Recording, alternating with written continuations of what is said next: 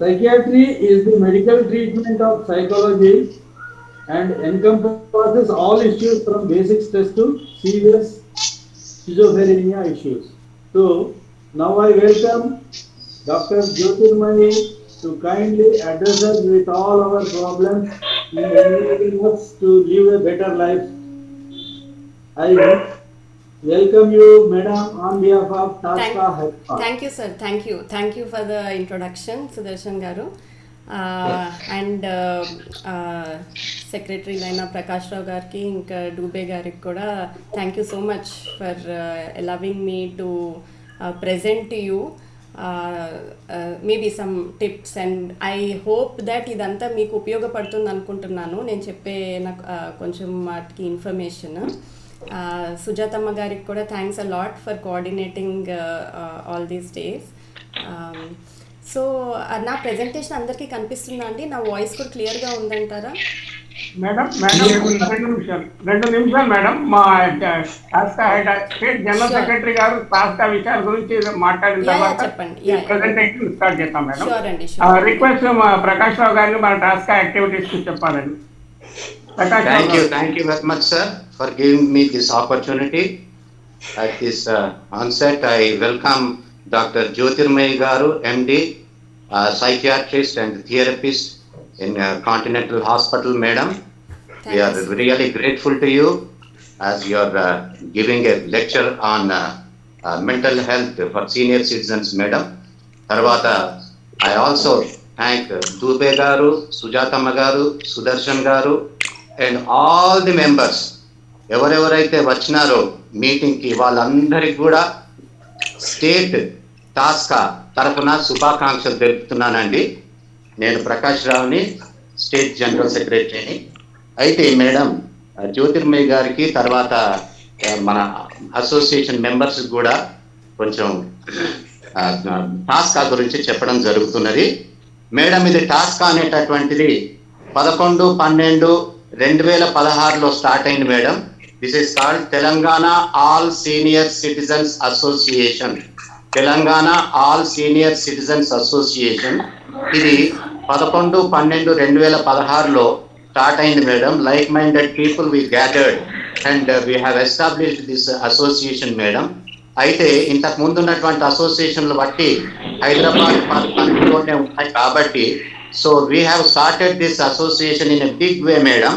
దాని తర్వాత అన్ని జిల్లా మన తెలంగాణ రాష్ట్రంలోని జిల్లాలకి, తర్వాత మండలాల్లోకి, తర్వాత గ్రామాల్లోకి కూడా మేము వాళ్ళందరినీ కూడా ప్రోత్సహించి ఈ అసోసియేషన్ తరఫున రిప్రజెంట్ చేయవలసిందిగా కోరినప్పుడు చాలా మంది కూడా దీనికి అసోసియేట్ అయ్యి దాని ద్వారా మేమందరం కూడా రాష్ట్రంలో ఉన్నటువంటి సీనియర్ సిటిజన్స్ అబౌవ్ 60 years వాళ్ళందరికీ కూడా మేము సేవలు చేయడం జరుగుతున్నది మేడం. అయితే దీనిలో ముఖ్యంగా పోషణ మనకు కావాల్సింది తల్లిదండ్రుల వయోధికుల పోషణ మరియు సంక్షేమ చట్టం 2007 అని ఉంది madam. The maintenance and welfare of senior citizens and parents. ఇది 2007లో ఒక చట్టము సెంట్రల్ గవర్నమెంట్ తీసుకువచ్చింది. దీన్ని ఉమ్మడి ఆంధ్రప్రదేశ్ రాష్ట్రం 2011లో దీనికి నియమావళిని తీసుకొని వచ్చింది. కాబట్టి ఇది చాలా ఇంపార్టెంట్ యాక్ట్ మేడం. దీనివల్ల ఏమిటి అంటే సీనియర్ సిటిజన్స్, రాష్ట్రంలోని సీనియర్ సిటిజన్స్ అందరికి కూడా పోషణ, భద్రత, ఆరోగ్యము, వసతి ఈ 4 మీద వాళ్లకు హక్కులను కల్పిస్తూ గవర్నమెంట్ చేయవలసినటువంటి పనులన్నీ కూడా మరి చేయాలని చెప్పి ఆ యాక్ట్ లో ఉన్నది madam. Specially regarding your medical దీని ప్రకారంగా చూస్తే చాప్టర్ అది మన సెక్షన్ 20 ప్రకారంగా provisions for medical care of senior citizens అని చెప్పి మనకు ఉన్నది madam. Medical support for senior citizens ఇది ఏదైతే ఉందో దిస్ ఈజ్ మ్యాండేటరీ మేడం. ఇది ప్రతి ఒక్క సీనియర్ సిటిజన్ కి రాష్ట్రంలో, దేశంలో కూడా తప్పకుండా అమలు కావాలి. అయితే స్టేట్ గవర్నమెంట్ ఏమి చేయాలి అని అంటే మనకు తల్లిదండ్రుల వృద్ధుల పోషణ మరియు సంక్షేమ చట్టం 2007లో సెక్షన్ 20 సీనియర్ సిటిజన్లకు ఆరోగ్య భద్రతకు ఆధారమిచ్చు భాగంలో రాష్ట్ర ప్రభుత్వము సీనియర్ సిటిజన్లందరికీ ప్రభుత్వ ఆసుపత్రుల్లో కానీ లేదా ప్రభుత్వం పూర్తిగా కానీ లేక పాక్షికంగా కానీ నిధులిచ్చే ఆసుపత్రుల్లో కానీ పడకలను కల్పించవలను. Beds, they should arrange beds for senior citizens. Senior సిటిజన్ల కొరకు ప్రత్యేక వరుసలు అనగా క్యూలు ఏర్పాటు చేయవలని హాస్పిటల్స్ లో. తర్వాత సీనియర్ సిటిజన్ల కొరకు దీర్ఘకాలిక అంటే క్రానిక్, స్వల్పకాలిక అంటే టర్మినల్, క్షీణత అంటే డిజనరేటివ్ కలిగించేటటువంటి వ్యాధుల ట్రీట్మెంట్ కొరకు సౌకర్యాలు కల్పించవలను. తర్వాత దీర్ఘకాలిక వ్యాధుల కొరకు, వృద్ధాప్యంలో వచ్చే వ్యాధుల కొరకు పరిశోధనలు నిర్వహించవలయను. ప్రతి జిల్లా ఆసుపత్రిలో అనుభవం గల వైద్యులతో వృద్ధులైన పేషెంట్ల జాగ్రత్త కొరకు సౌకర్యాలు కల్పించవలయను. ఇటువంటి అన్ని కూడా ఈ సెక్షన్ లోనివి. These are the mandatory provisions madam. ఈ కంపల్సరీగా గవర్నమెంట్ ప్రతి సీనియర్ సిటిజన్ కి అందించవలసి ఉన్నది. కాబట్టి time and again we're requesting the minister గారు, సీఎం గారు, తర్వాత మన special secretary medical and health, వీళ్ళందరికీ కూడా 2019లోనే మేమన్నీ కూడా మేము లెటర్స్ ఇవ్వడం జరిగింది మేడం. దీని ప్రకారంగా వయోవృద్ధులకు వైద్య సహాయం అందించడానికి రాష్ట్ర రాజధాని, జిల్లా కేంద్రాల్లో, మండల స్థాయి కేంద్రాల్లో, ప్రభుత్వం మరియు ప్రైవేట్ ఆసుపత్రుల్లో ప్రత్యేకంగా ఇవన్నీ కూడా చేయాలని చెప్పి మేము అప్లికేషన్స్ ఇవ్వడం జరిగింది మేడం. దాని ప్రకారంగా కొన్ని అవుతున్నాయి ఇప్పుడిప్పుడే. అయితే ఇంకా ఎంతో గవర్నమెంట్ మనకు చేయవలసి ఉన్నది మేడం. దాని ప్రకారంగా కూడా అయినా కూడా మేము వీటిని అసెంబ్లీలో మేము తప్పకుండా లేవనెత్తడానికి మా కృషి చేస్తాం మేడం. మన ఎమ్మెల్సీ వాళ్ళతోని లేకుంటే ఎమ్మెల్యే గారులతోని వాళ్ళతో మాట్లాడిన తర్వాత అసెంబ్లీలో కూడా దీన్ని రేస్ చేస్తాము. తర్వాత మా అసోసియేషన్ మేడం 3 నెలలకు ఒకసారి ఒక పత్రిక తీస్తుంది, పిలుపు అనే మ్యాగజైన్ తీస్తుంది. దాని ప్రకారంగా ఇది మానసిక హెల్త్ గురించి కానీ లేకపోతే శారీరక హెల్త్ గురించి కానీ అటువంటి వాటిలలో కూడా మేము ఆర్టికల్స్ పెట్టడం జరుగుతున్నది. తర్వాత మేము అసోసియేషన్ తరఫున అన్ని జిల్లాలకు కూడా మేడం అన్ని ట్రిబ్యునల్స్ ఏర్పాటు కానీ, తర్వాత హాస్పిటల్స్ లో ఉన్నటువంటి ఇంపార్టెంట్ సెక్షన్స్ లో ఉన్నటువంటి వాళ్ళ గురించి కానీ మేమందరం కూడా పాటుపడుతున్నాం మేడం. కాబట్టి ఈ దినం మీరు ఏదైతే చెప్తున్నారో mental health through senior citizens, మానసికంగా వృద్ధులైనటువంటి వారికి ఏమి మానసిక ఇబ్బందులు ఉన్నాయి, వాటి వల్ల దానికి ఉపశమనాలు ఏమిటి అనేటటువంటి దానిపై మీరు ఇస్తున్నటువంటి ఇది మా అందరికి కూడా చాలా ఉపయోగపడుతుంది మేడం. ఇది మీరు ఇచ్చినటువంటి ఈ స్పీచ్ ద్వారా నేను అనుకుంటాను మా వైద్య రంగంలో చాలా పురోగతి మీరు సాధించవలసి ఉంటున్నది. తర్వాత మా అసోసియేషన్ వాళ్ళు కూడా దీన్ని వాళ్ళ హాస్పిటల్స్ లో కానీ తర్వాత వాళ్ళ అసోసియేషన్స్ లో కానీ మీరు చెప్పినటువంటి విషయాలను తూచా తప్పకుండా పాటిస్తారని నేను ఆశిస్తున్నాను madam. So thank you very much for giving this opportunity madam. ఇప్పుడు తమరు మానసిక మెంటల్ హెల్త్ గురించి, వృద్ధుల మెంటల్ హెల్త్ గురించి చెప్పవలసిందిగా కోరుతున్నాను madam. Thank you very much sir. Thank you అండి. Thank you sir. Thank you Prakash Rao గారు. Thank you madam. Please now you can start. ఒకటి మీ సొసైటీ సార్ అంతా ఇప్పుడు ఈ ఇనిషియేటివ్స్ తీసుకోవడము ఒక ఇండివిజువల్గా కాకుండా సొసైటీ పరంగా మీరు అందరూ ఆలోచించడం మాత్రం చాలా బాగుంది, తెలుసుకోవడం కూడా. It's very much required current ఈ టైంలో. సో మీ సొసైటీ చేస్తున్న పనుల గురించి అన్నీ తెలుసుకోవడం అయితే బాగా హ్యాపీగా అనిపిస్తుంది. So I try to contribute, నా తరపున నేనేం కంట్రిబ్యూట్ చేయగలుగుతాను with the information that is available to me. ఈరోజు మనం డిస్కస్ చేసుకుందామండి. ఫస్ట్ నేను బ్రీఫ్గా ప్రెజెంటేషన్ చేసుకున్న తర్వాత ఒకవేళ మీ అందరిలో ఏమైనా డౌట్స్ ఉన్నా కానీ మీరు అడగచ్చు. కరెంట్ నా వాయిస్ అయితే అందరికీ క్లియర్గా వినిపిస్తుంది కదండి?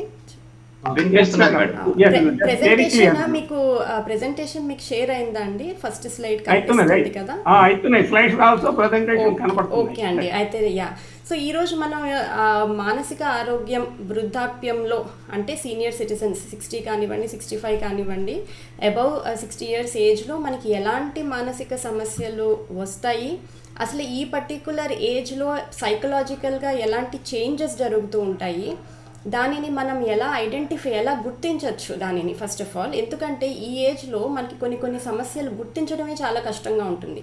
సో గుర్తించడం ఎలా, దానికి ప్రికాషన్స్ జాగ్రత్తలు ఏం తీసుకోవచ్చు, ఎవరిలో ఇలాంటి ప్రాబ్లమ్స్ ఎక్కువగా మనకి కనిపిస్తూ ఉంటాయి, అండ్ మనం ప్రికాషనరీ మెజర్స్ తీసుకున్న తర్వాత ఒకవేళ ప్రాబ్లం వచ్చేసింది అనుకోండి, ఎలా మనం దానిని ట్రీట్ చేసుకోవచ్చు, దాని గురించి మనం కొన్ని విషయాలు తెలుసుకుందాము.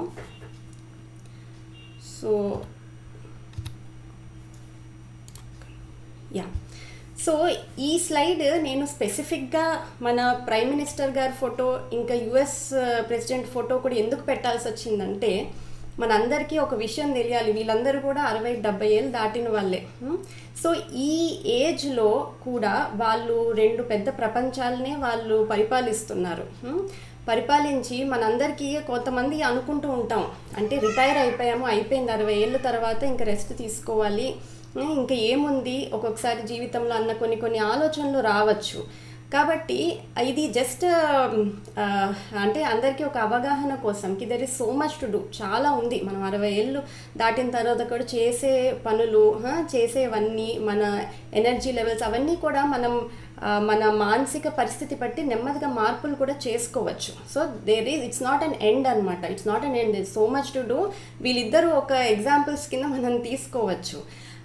మనము ఇప్పుడు WHO స్టాటిస్టిక్స్ ప్రకారం కూడా అండి, ఇప్పుడు కరెంట్లీ మనకి ఉన్న ఎల్డర్లీ పాపులేషన్ ఏమైతే వరల్డ్లో ఉందో, మనం 2050కి దగ్గరికి వెళ్తే, అంటే ఇంకొక 20-30 ఏళ్ళు దాటిన తర్వాత డబుల్ అవుతుందన్నమాట పాపులేషన్.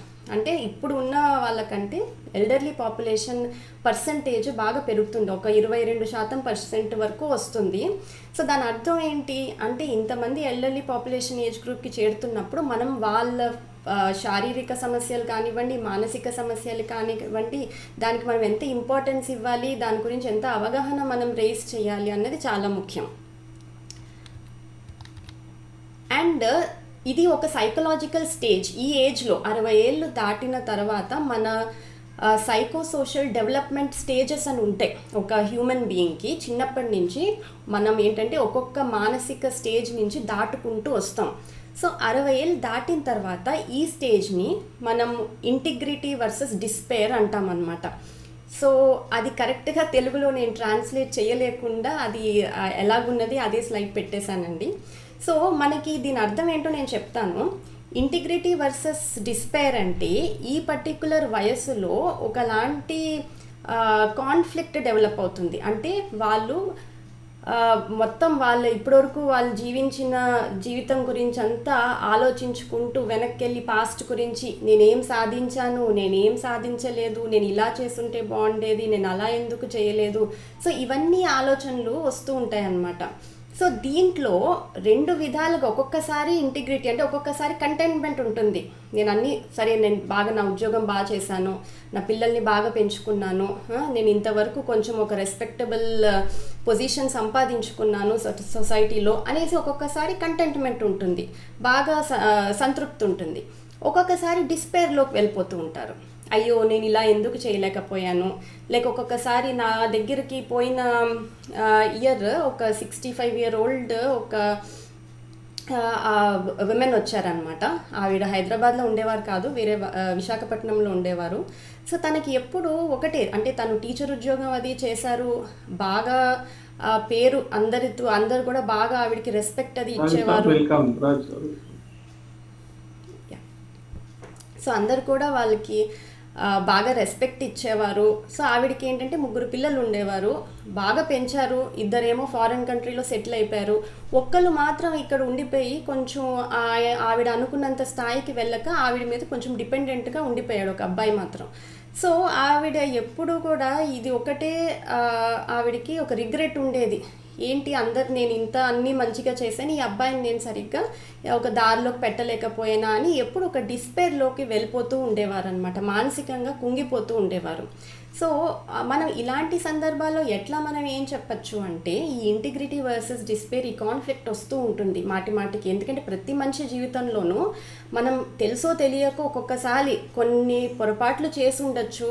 దానివల్ల ఏంటంటే ఒక ఏజ్ వచ్చిన తర్వాత ఇలా చేస్తుంటే అప్పుడు బాగుండేదేమో అనిపించవచ్చు, అది సహజమే. కానీ ఇంకా మనం దీనికి కూడా ఒక బ్రేక్ పెట్టాలి. అంటే ఆ కంటెంట్మెంట్, ఆ ఇంటిగ్రిటీని పెంచుకుంటూ డిస్పేర్ యొక్క ఫీలింగ్ని కొన్ని మన చేతుల్లో లేనప్పుడు దాని గురించి ఎంతగా ఆలోచించినా అంత లాభం లేదు. ఇప్పుడు ఇంకా చేయవలసింది ఏంటి, ఇప్పుడు ఆ అబ్బాయిని ఎలా ఒక దారిలో పెట్టాలి. మనం చెప్పినంత వరకు చెప్తాము, కానీ మనం చేతిలో ఉన్నంత వరకు మనం ఒక స్టేజ్ వరకే గైడ్ చేయగలుగుతాం. దాని తర్వాత వాళ్ళ ఇంటెలిజెన్స్, వాళ్ళ కెపాసిటీ బట్టి కూడా ఉంటుంది, వాళ్ళు ఎలా పర్ఫామ్ చేస్తారు ఏంటి పిల్లలు. సో ఆవిడని నెమ్మదిగా దాని నుంచి థెరపీ ద్వారా, ఇంకా ఆవిడకి మెడిసిన్స్ కూడా ఇవ్వాల్సి వచ్చింది, బాగా డిప్రెషన్లోకి వెళ్ళిపోయారు కాబట్టి. బట్ ఓకే, కొంచెం కోలుకున్నారు.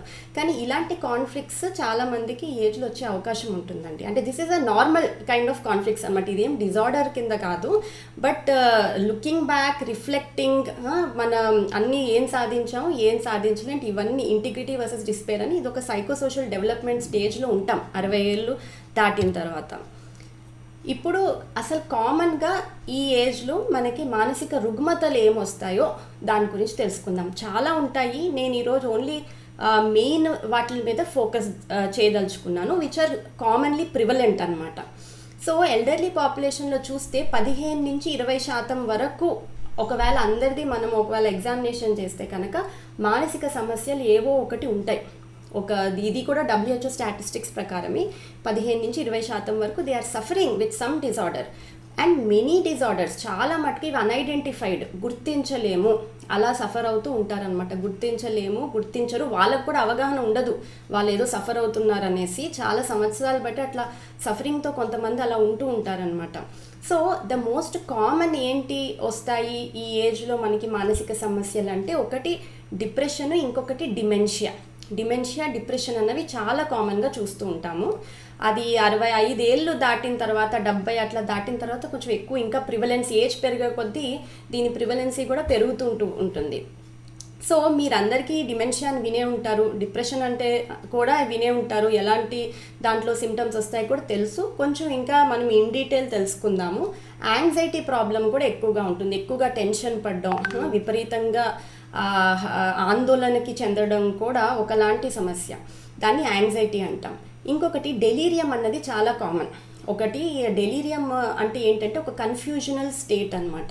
వాళ్ళకి ఫుల్ కాన్షియస్నెస్లో ఉండరు, కొంచెం నైట్ టైం అయ్యే కొద్దీ కన్ఫ్యూజ్డ్ బిహేవియర్లో ఒక్కొక్కసారి కొంచెం అగ్రెసివ్గా అవ్వడం, సరిగ్గా నిద్ర పట్టకపోవడం, వాళ్ళకి ఇమాజినరీగా కొన్ని మాటలు, వాయిసెస్ వినిపించడం, దీన్ని మనం డెలీరియం అంటాం. సో దీనికి ఒక్కొక్కసారి మోస్ట్లీ మెడికల్ ప్రాబ్లమ్స్ కారణం ఉంటుంది. మనకి ఎలక్ట్రోలైట్స్ బాగా పడిపోవడం కానీ, ఏదైనా యూరియా క్రియాటినిన్ పెరిగిపోవడము, ఇలాంటి కొన్ని మెడికల్ ప్రాబ్లమ్స్ కూడా కారణం ఉంటుంది డెలీరియంలో. అది కూడా ఓల్డ్ ఏజ్ అయ్యే కొద్దీ దాని రిస్క్ పెరుగుతూ ఉంటుంది అనమాట. People who get in to delirium ఎక్కువ అవుతూ ఉంటుంది. సో ఈ మానసిక సమస్యలు, ఈ రుగ్మతలు ఎవరికి, ఎల్డర్లీ పాపులేషన్లో కూడా ఇప్పుడు అందరికీ రావాలని ఏం లేదు, కానీ ఎవరికి ఎక్కువ రిస్క్ ఫ్యాక్టర్ ఉంటుంది, ఎక్కువ ప్రమాదకారాలు మనం ఏంటి ఐడెంటిఫై చేసుకోవచ్చు ఎవరి పాపులేషన్లో, ఎలాంటి వాళ్ళలో. ఒకటి, మనకి తోడున్న మన స్పౌస్, మన భార్య కానివ్వండి, మన భర్త కానివ్వండి, ఈ ఏజ్లో ఒకవేళ దూరం అయిపోతే, అన్ఫార్చునేట్లీ ఒకవేళ దూరం అయిపోతే అది చాలా పెద్ద మేజర్ లైఫ్ ఈవెంట్ వాళ్ళకి. So they are under people who are widowed or widowers, వాళ్ళకి ఎక్కువ ప్రమాదకరం అనమాట. మనం అలా ఐడెంటిఫై చేసుకోవచ్చు. అంటే వాళ్ళలో మానసిక సమస్యలు వచ్చే ఛాన్స్, డిప్రెషన్, దీనికి లోనయ్యే ఛాన్స్ ఎక్కువగా ఉంటుంది. అందుకనేసి మనకి ఆ పార్ట్నర్ యొక్క ఇంపార్టెన్స్ ఈ ఏజ్లో చాలా ఇంపార్టెంట్ అయిపోతుంది. So we have seen many people who are coming who have got separated or after death of their loved ones, ఇలాంటివి ఎక్కువగా చూస్తూ ఉంటాము. సో మన ఫ్రెండ్స్ అండ్ ఫ్యామిలీలో కూడా మనం ఇది ఒక అవగాహన పెట్టుకుని వాళ్ళకి కొంచెం ఎక్కువగా సపోర్ట్ ఇస్తూ ఉండాలి. Second thing, people who are more dependent on other individuals. ఇప్పుడు మనకి వయసు అయినా కానీ కొంతమంది ఇండిపెండెంట్గా వాళ్ళ పనులు అవి వాళ్ళు చేసుకుంటూ ఉంటారు అన్నీ, కానీ కొంతమందికి డిపెండెన్సీ ఉంటుంది. అంటే కొంచెం అది ఫిజికల్ డిజబిలిటీ వల్ల కావచ్చు, వాళ్ళు సరిగ్గా నడక రాకపోవడం కానివ్వండి, వాళ్ళల్లో కొన్ని మెడికల్ ప్రాబ్లమ్స్ ఎక్కువ అవ్వడం వల్ల వాళ్ళ ఫ్యామిలీ మీద కానీ ఇంకెవరి మీద కానీ కేర్ గివర్స్ అంటారు వీళ్ళని, who are giving care to that individual. So వాళ్ళ మీద ఈ డిపెండెన్సీ వల్ల మానసికంగా అదొక స్ట్రెస్ వాళ్ళకి డెవలప్ అయిపోతూ ఉంటుంది. ఎందుకంటే ప్రతిదానికి ఇప్పుడు వాళ్ళని అడగాలి. ఒకవేళ వాళ్ళకి ఫీడింగ్ కానివ్వండి, బాతింగ్ కానివ్వండి, ఇవన్నీ ఒకవేళ మనం వేరే వాళ్ళ మీద డిపెండ్ అయిపోతే అది వాళ్ళకి బాగా స్ట్రెస్ఫుల్గా ఉంటుంది. ఎందుకంటే ఒక ఏజ్ వరకు వాళ్ళు బాగా ఇండిపెండెంట్గా ఉన్న వాళ్ళే ఫ్యామిలీకి పోషించిన వాళ్ళు, సంపాదించిన వాళ్ళు, సడన్గా ఈ డిపెండెన్సీ, సో సడన్గా ఈ అడ్జస్ట్మెంట్ అన్నది కొంచెం కష్టంగా ఉంటుంది. సో అదొక రిస్క్ ఫ్యాక్టర్ అన్నమాట. ఇంకొకటి థర్డ్ చూస్తే financial difficulties or financial problems చాలా మటుకు ఆఫ్టర్ పోస్ట్ రిటైర్మెంట్ చూస్తూ ఉంటాం. ఎవరైతే బాగా ప్లాన్ చేసుకుని అంత సేవింగ్స్ చేసుకుని రిటైర్మెంట్కి ప్లాన్ చేసుకున్న వాళ్ళు ఉంటారు, వాళ్ళకి పెద్దగా ప్రాబ్లం ఉండకపోవచ్చు. కానీ ఒక్కొక్కసారి అందరిలో అలా ఉండకపోవచ్చు కదా. సో సరిగ్గా ప్లానింగ్ చేయకుండా, లేకపోతే ఫ్యామిలీ బరువు బాధ్యతలు ఎక్కువ అయ్యేసి పిల్లల ఎడ్యుకేషన్కి కానివ్వండి, వేరే ఖర్చులు ఇవి ఎక్కువైపోయి వాళ్ళ దగ్గర ఫైనాన్షియల్ సేవింగ్స్ తక్కువ ఉన్నాయనుకోండి, ఒక్కొక్కసారి మనకి హాస్పిటలైజేషన్ ఖర్చులు, ఈ ఏజ్లో మందుల ఖర్చులు, డెఫినెట్గా అందరూ ఒక సెట్ ఆఫ్ మందుల ఖర్చులు ఉంటాయి నెలకిన్ని అనేసి. సో ఆ మందుల ఖర్చులు, వాళ్ళ హెల్త్కి ఖర్చులు, ఇవన్నీ కూడా ఒక్కొక్కసారి వాళ్ళకి ఫైనాన్షియల్ డిఫికల్టీస్ వల్ల కూడా కొంచెం ఆలోచించి స్ట్రెస్కి లోన్ అవుతూ ఉంటారనమాట. సో ఇవన్నీ కొన్ని major risk factors that we have to identify among our మన ఫ్యామిలీ ఫ్రెండ్స్ ఉంటారు కదా, మన ఓన్ ఏజ్ ఫ్రెండ్స్లో ఇట్లాంటివి ఎవరికైనా ఉంటే దాని గురించి మనం మాట్లాడుకుంటే మంచిది. సో డిమెన్షియా గురించి మనకి మీకు ఎంతవరకు తెలిసినా కానీ కొన్ని పాయింట్స్ నేను చెప్తాను. సో దాంట్లో ఒకటి మతిమరుపు ఒకటే కాదు. డిమెన్షియా అంటే జస్ట్ మెమరీ మనకి తగ్గిపోయింది, గుర్తుండట్లేదు అన్నది ఒకటే కాదు. ఇట్స్ సిమ్టమాటాలజీ చాలా ఉంటుంది. ఒకటి మెమరీలో డెఫినెట్గా వాళ్ళకి అన్నీ మర్చిపోవడం ఉంటుంది. పెట్టింది ఎక్కడ పెడతారో అర్థం కాదు, ఒక్కొక్కసారి పెట్టింది అక్కడిక్కడ మళ్ళీ మర్చిపోతూ ఉంటారు. అద్దాలు కానివ్వండి, లేదంటే పర్స్ ఎక్కడ పెట్టారు, సో ఇలాంటివన్నీ గుర్తుండదు. కొంతమందికి ఇప్పుడు టీ తాగామా, ఇప్పుడు భోజనం చేసామా, అవి కూడా అంటే స్టేజ్ కొంచెం సివియారిటీ పెరిగే కొద్దీ ఇప్పుడు తిన్నామా లేదా కూడా కొంతసేపు తర్వాత వాళ్ళు మర్చిపోతుంటారు. దాన్ని రీసెంట్ మెమరీ లాస్ అంటారు. సో ఈ డిమెన్షియాలో మెయిన్ లక్షణం ఏంటంటే రిమోట్ మెమరీ. అంటే మనం చిన్నప్పటి నుంచి అయినవి, పిల్లల పేర్లు అవన్నీ బాగానే గుర్తుండొచ్చు, కానీ రీసెంట్ మెమరీ దగ్గర ఫస్ట్ మనకి ప్రాబ్లం స్టార్ట్ అవుతుందన్నమాట. సో టీ తాగిన తర్వాత కూడా ఇంకా నువ్వు ఎప్పుడు ఇచ్చావు టీ అని అడుగుతూ ఉంటారు ఫ్యామిలీ మెంబర్స్ని. సో ఇది ఒకటి రీసెంట్ మెమరీ డిస్టర్బెన్సెస్ ఉంటుంది. థింకింగ్లో, ఆలోచన విధానంలో ప్రాబ్లం ఉంటుందన్నమాట.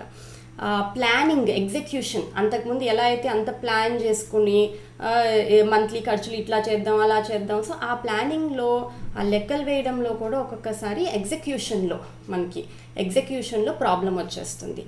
అండ్ సివియారిటీ పెరిగే కొద్దీ ఒక్కొక్కసారి సెల్ఫ్ కేర్లో లోపం రావచ్చు. వాళ్ళు స్నానం చేసుకోవడము, రెడీ అవ్వడము, టైడీగా బట్టలు వేసుకోవడము, దీంట్లో కూడా మనకి ప్రాబ్లమ్స్ కనిపిస్తూ ఉంటాయి.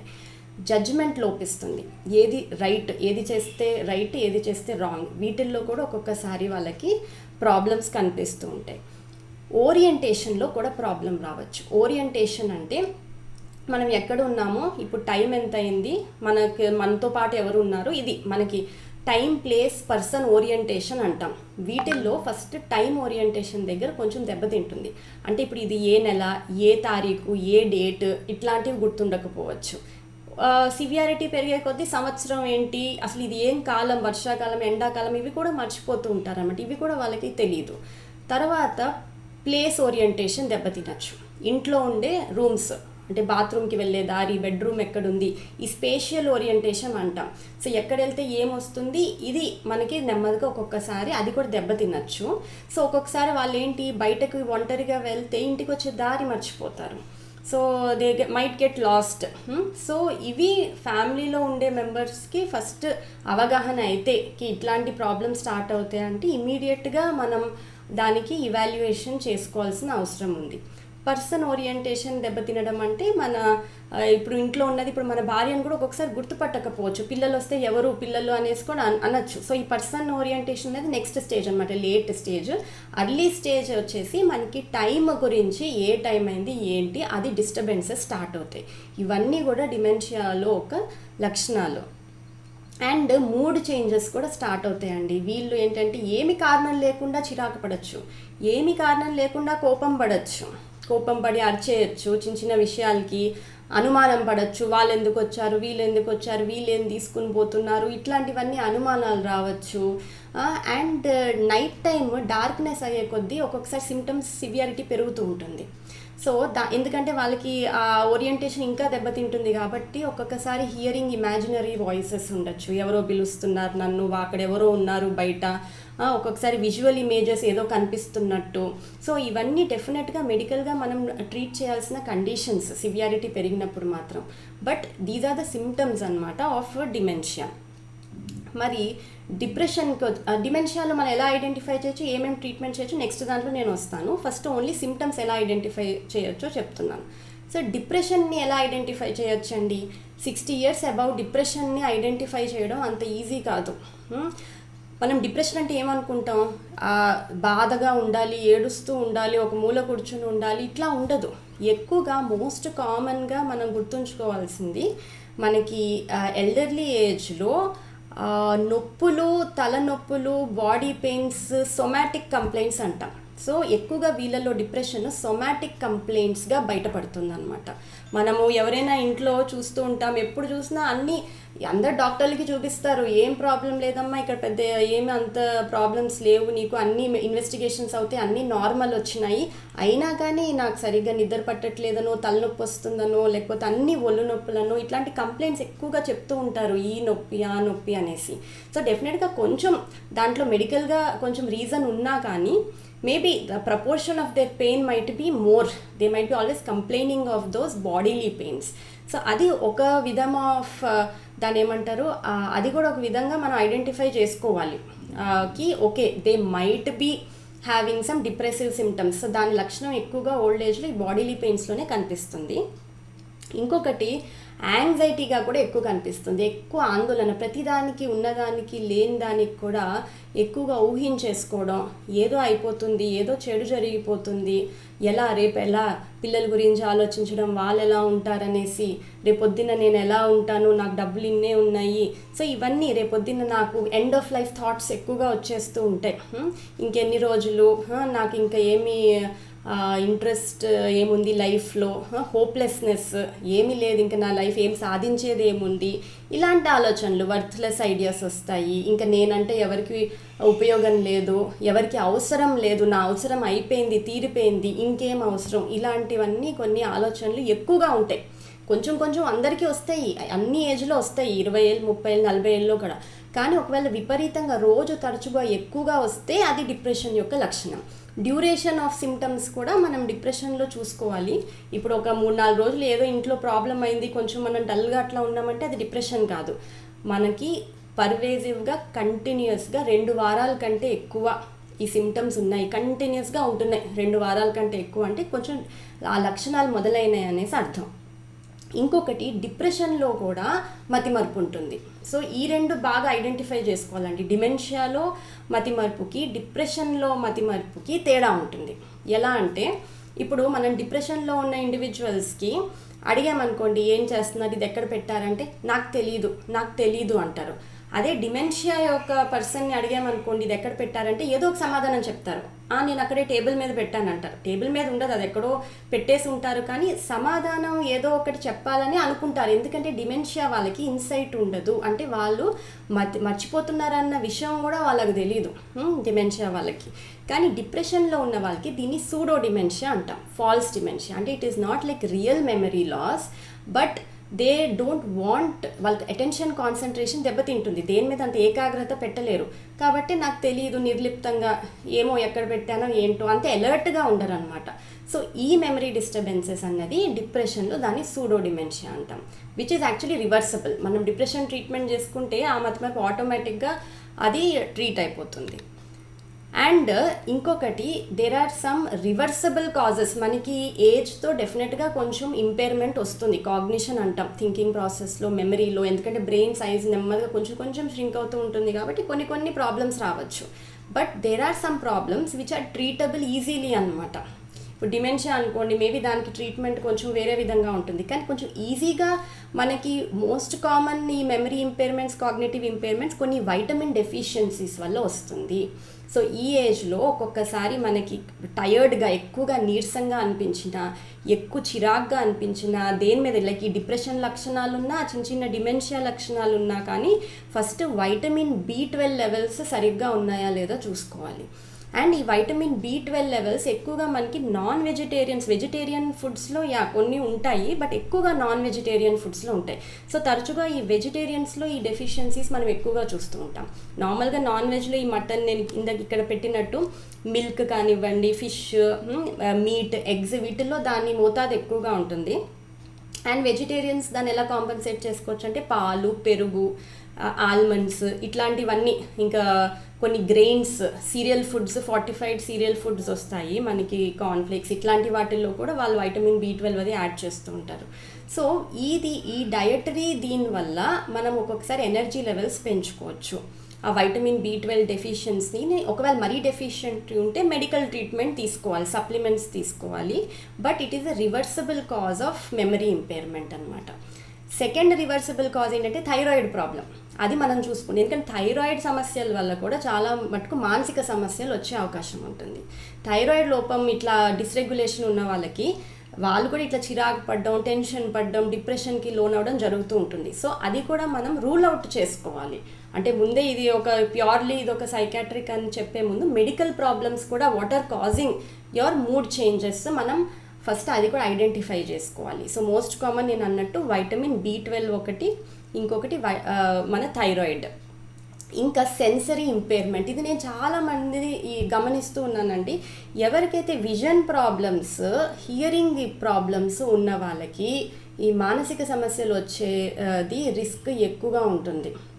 అండ్ వీళ్ళల్లో గమనించేది వయసు అయ్యే కొద్దీ paranoid ideation or psychotic symptoms అంటాం, అనుమానాలు, ఇమాజినరీ హాలుసినేషన్స్ అంటాం, ఇమాజినరీ వాయిసెస్ వినిపించడము, అండ్ ఎవరో వాళ్ళందరూ నా గురించి మాట్లాడుకుంటున్నారు, ఎందుకంటే సరిగ్గా వాళ్ళకి వినిపించదు.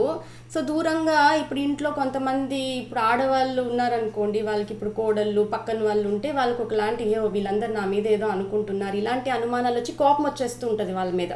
సో ఈ సెన్సరీ ఇంపైర్మెంట్స్ కూడా ఫస్ట్ ఐడెంటిఫై చేసుకోవాలి before terming or before going for any treatment. దాని కరెక్షన్ వల్ల ఈ ఓరియంటేషన్, ఈ డిమెన్షియాలో మనకి ఓరియంటేషన్ ప్రాబ్లం గురించి ఇందాక మాట్లాడుకున్నాం.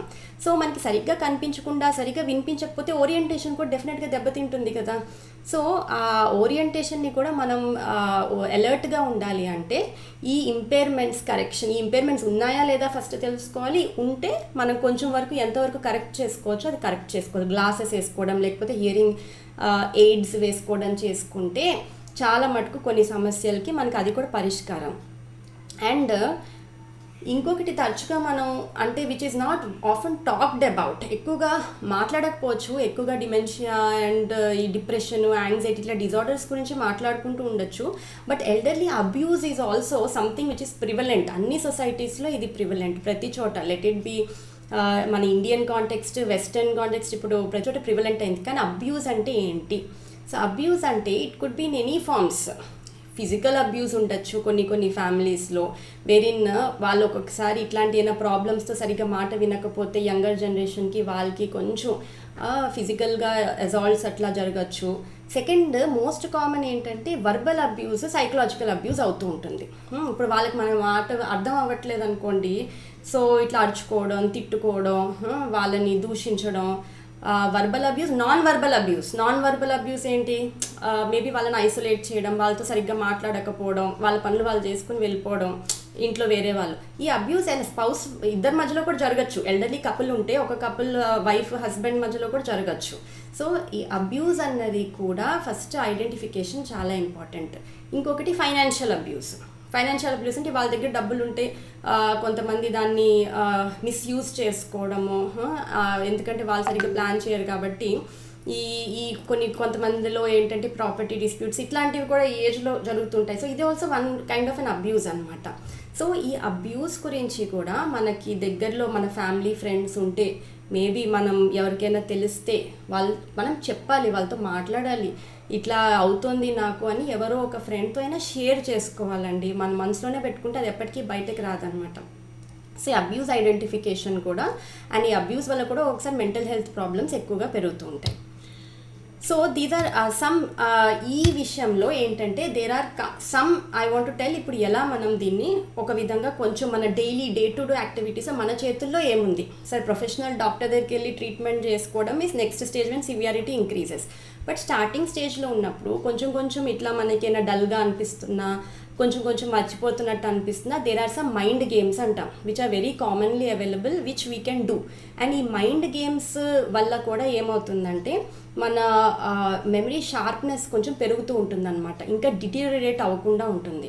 సో అది మనం సొసైటీలో చేసుకోవచ్చు ఫ్రెండ్స్ అందరు కలిసి, లేకపోతే మన ఇంట్లో మన ఫ్యామిలీ మెంబర్స్తో గ్రాండ్ చిల్డ్రన్తో కూడా ఆడచ్చు.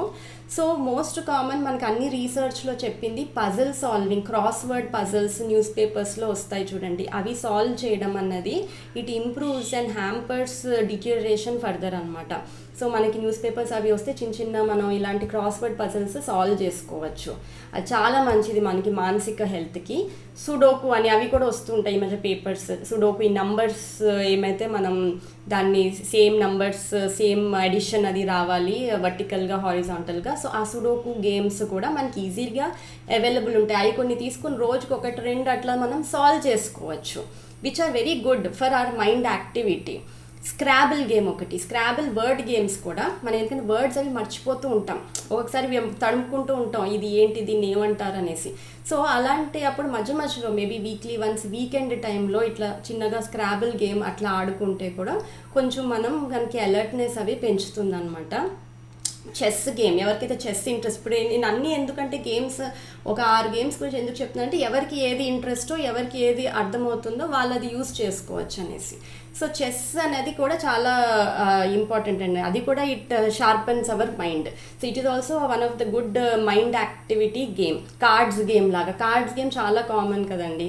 సో ఇదేంటంటే ఈ గేమ్స్ వల్ల మనకి ఒకవేళ విన్ అయితే ఫీలింగ్ కూడా బాగుంటుంది. వన్ థింగ్ ఎండార్ఫిన్స్ అవి గుడ్ న్యూరో కెమికల్స్ రిలీజ్ అవుతాయి. సో ఒక సెన్స్ ఆఫ్ అకంప్లిష్మెంట్ వస్తుంది ఆ డేకి, okay I won this game అనేసి. So that way also it is like a good booster for us. And మనకి మెమరీ అది కూడా కొంచెం ఎక్కువ పాడవకుండా దాన్ని షార్పెన్ చేస్తుంది కాబట్టి that way also it is useful. And ఈ పజిల్ గేమ్స్, జిగ్సా పజిల్స్ ఉంటాయి మనకు దొరుకుతాయి.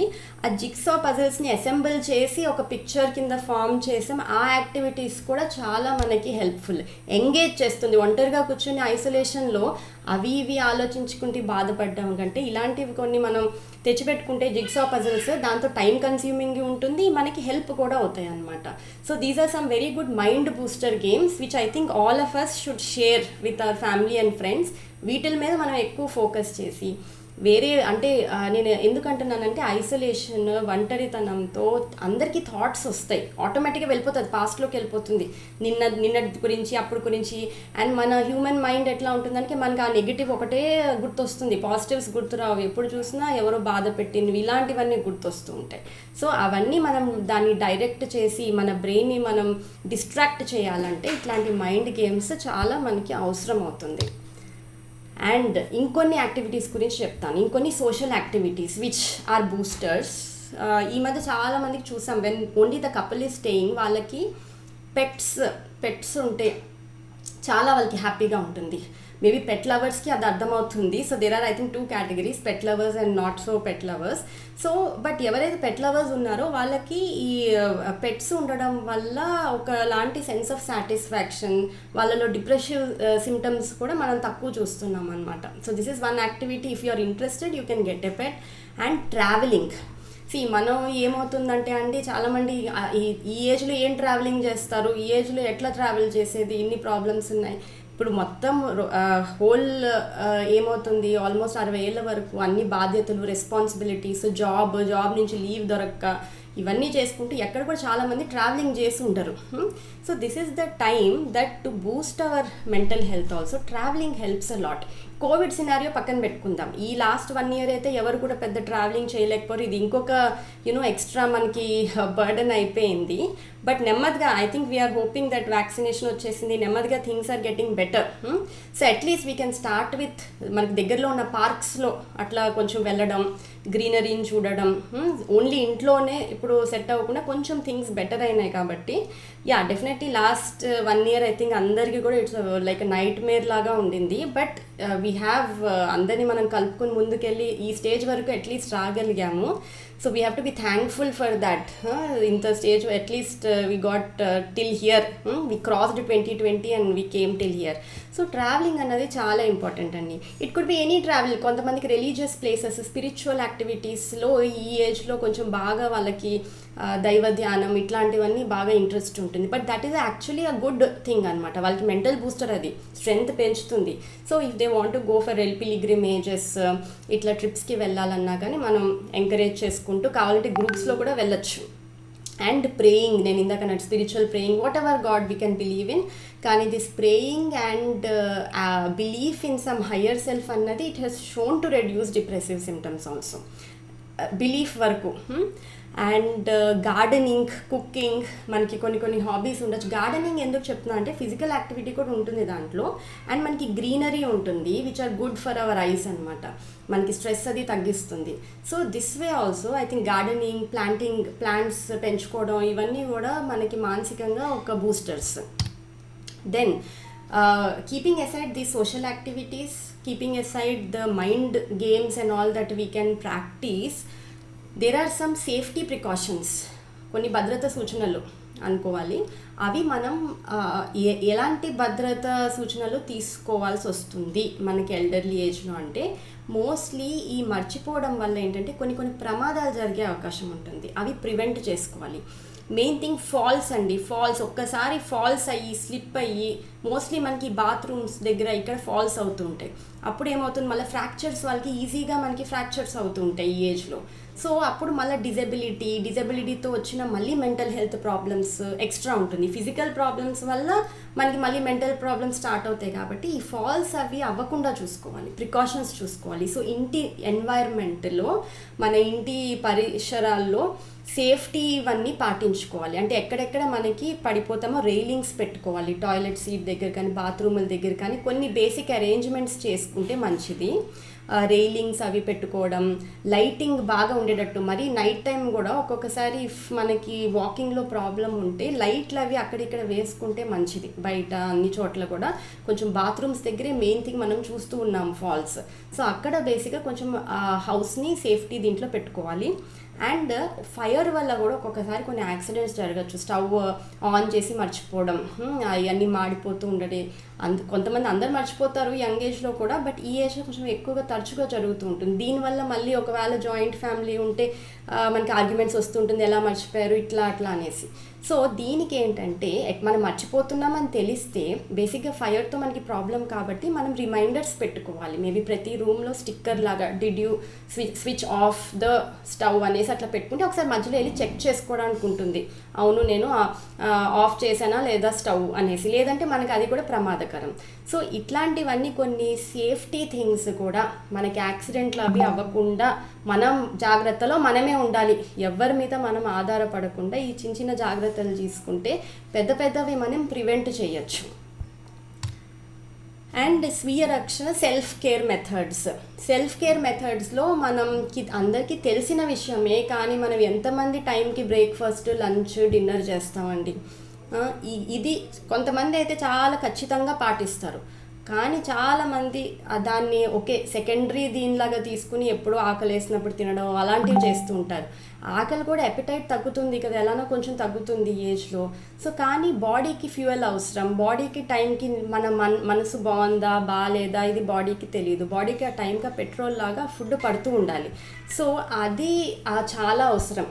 టైంకి తినేది మాత్రం ఫస్ట్ అది మనం కరెక్ట్గా పెట్టుకుంటే మన షుగర్ లెవెల్స్ నార్మల్ ఉంటాయి, మనకి వేరే స్ట్రెస్ లెవెల్స్ కూడా తగ్గుతాయి, టెన్షన్లు అవి కూడా ఈ షుగర్ లెవెల్స్ కొంచెం తక్కువ అయినప్పుడు ఎక్కువ యాంగ్జైటీ ఫీల్ అయిపోతూ ఉంటాం.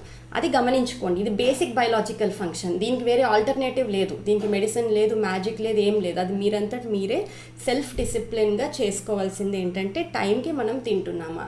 హెల్దీ ఫుడ్ ఏంటి మన అందరికీ తెలుసు, ఫ్రూట్స్, వెజిటబుల్స్, పల్సెస్. దాంట్లో రోజులో ఆ హెల్దీ ఫుడ్ ఇంక్లూడ్ ఉందా లేదా డయట్లో. మనకి డయాబెటీస్ ఉంటే ఎట్లానో అన్ని ఫ్రూట్స్ అవి తినలేము, దాన్ని బట్టి ఆ డయట్ ఎలా ఉంది. సో నేను ఎందుకు చెప్తున్నానంటే let us not wait for someone else to again daily come and tell us. We will follow, we will take care of ourselves first. And appetite food ఎంత ఇంపార్టెంటో స్లీప్ అంతే ఇంపార్టెంట్ అండి. And age అయ్యే కొద్దీ మనకి నిద్రలో duration timing తగ్గిపోతుంటుంది. నిద్రలో చాలామందికి నిద్ర ప్రాబ్లమ్స్ స్టార్ట్ అయిపోతాయి, స్లీప్ డిస్టర్బెన్సెస్ స్టార్ట్ అయిపోతాయి. స్లీప్ డిస్టర్బెన్సెస్కి ఈ మధ్య కాలంలో ఇంకొక కారణం ఏంటంటే మొబైల్ ఫోన్స్.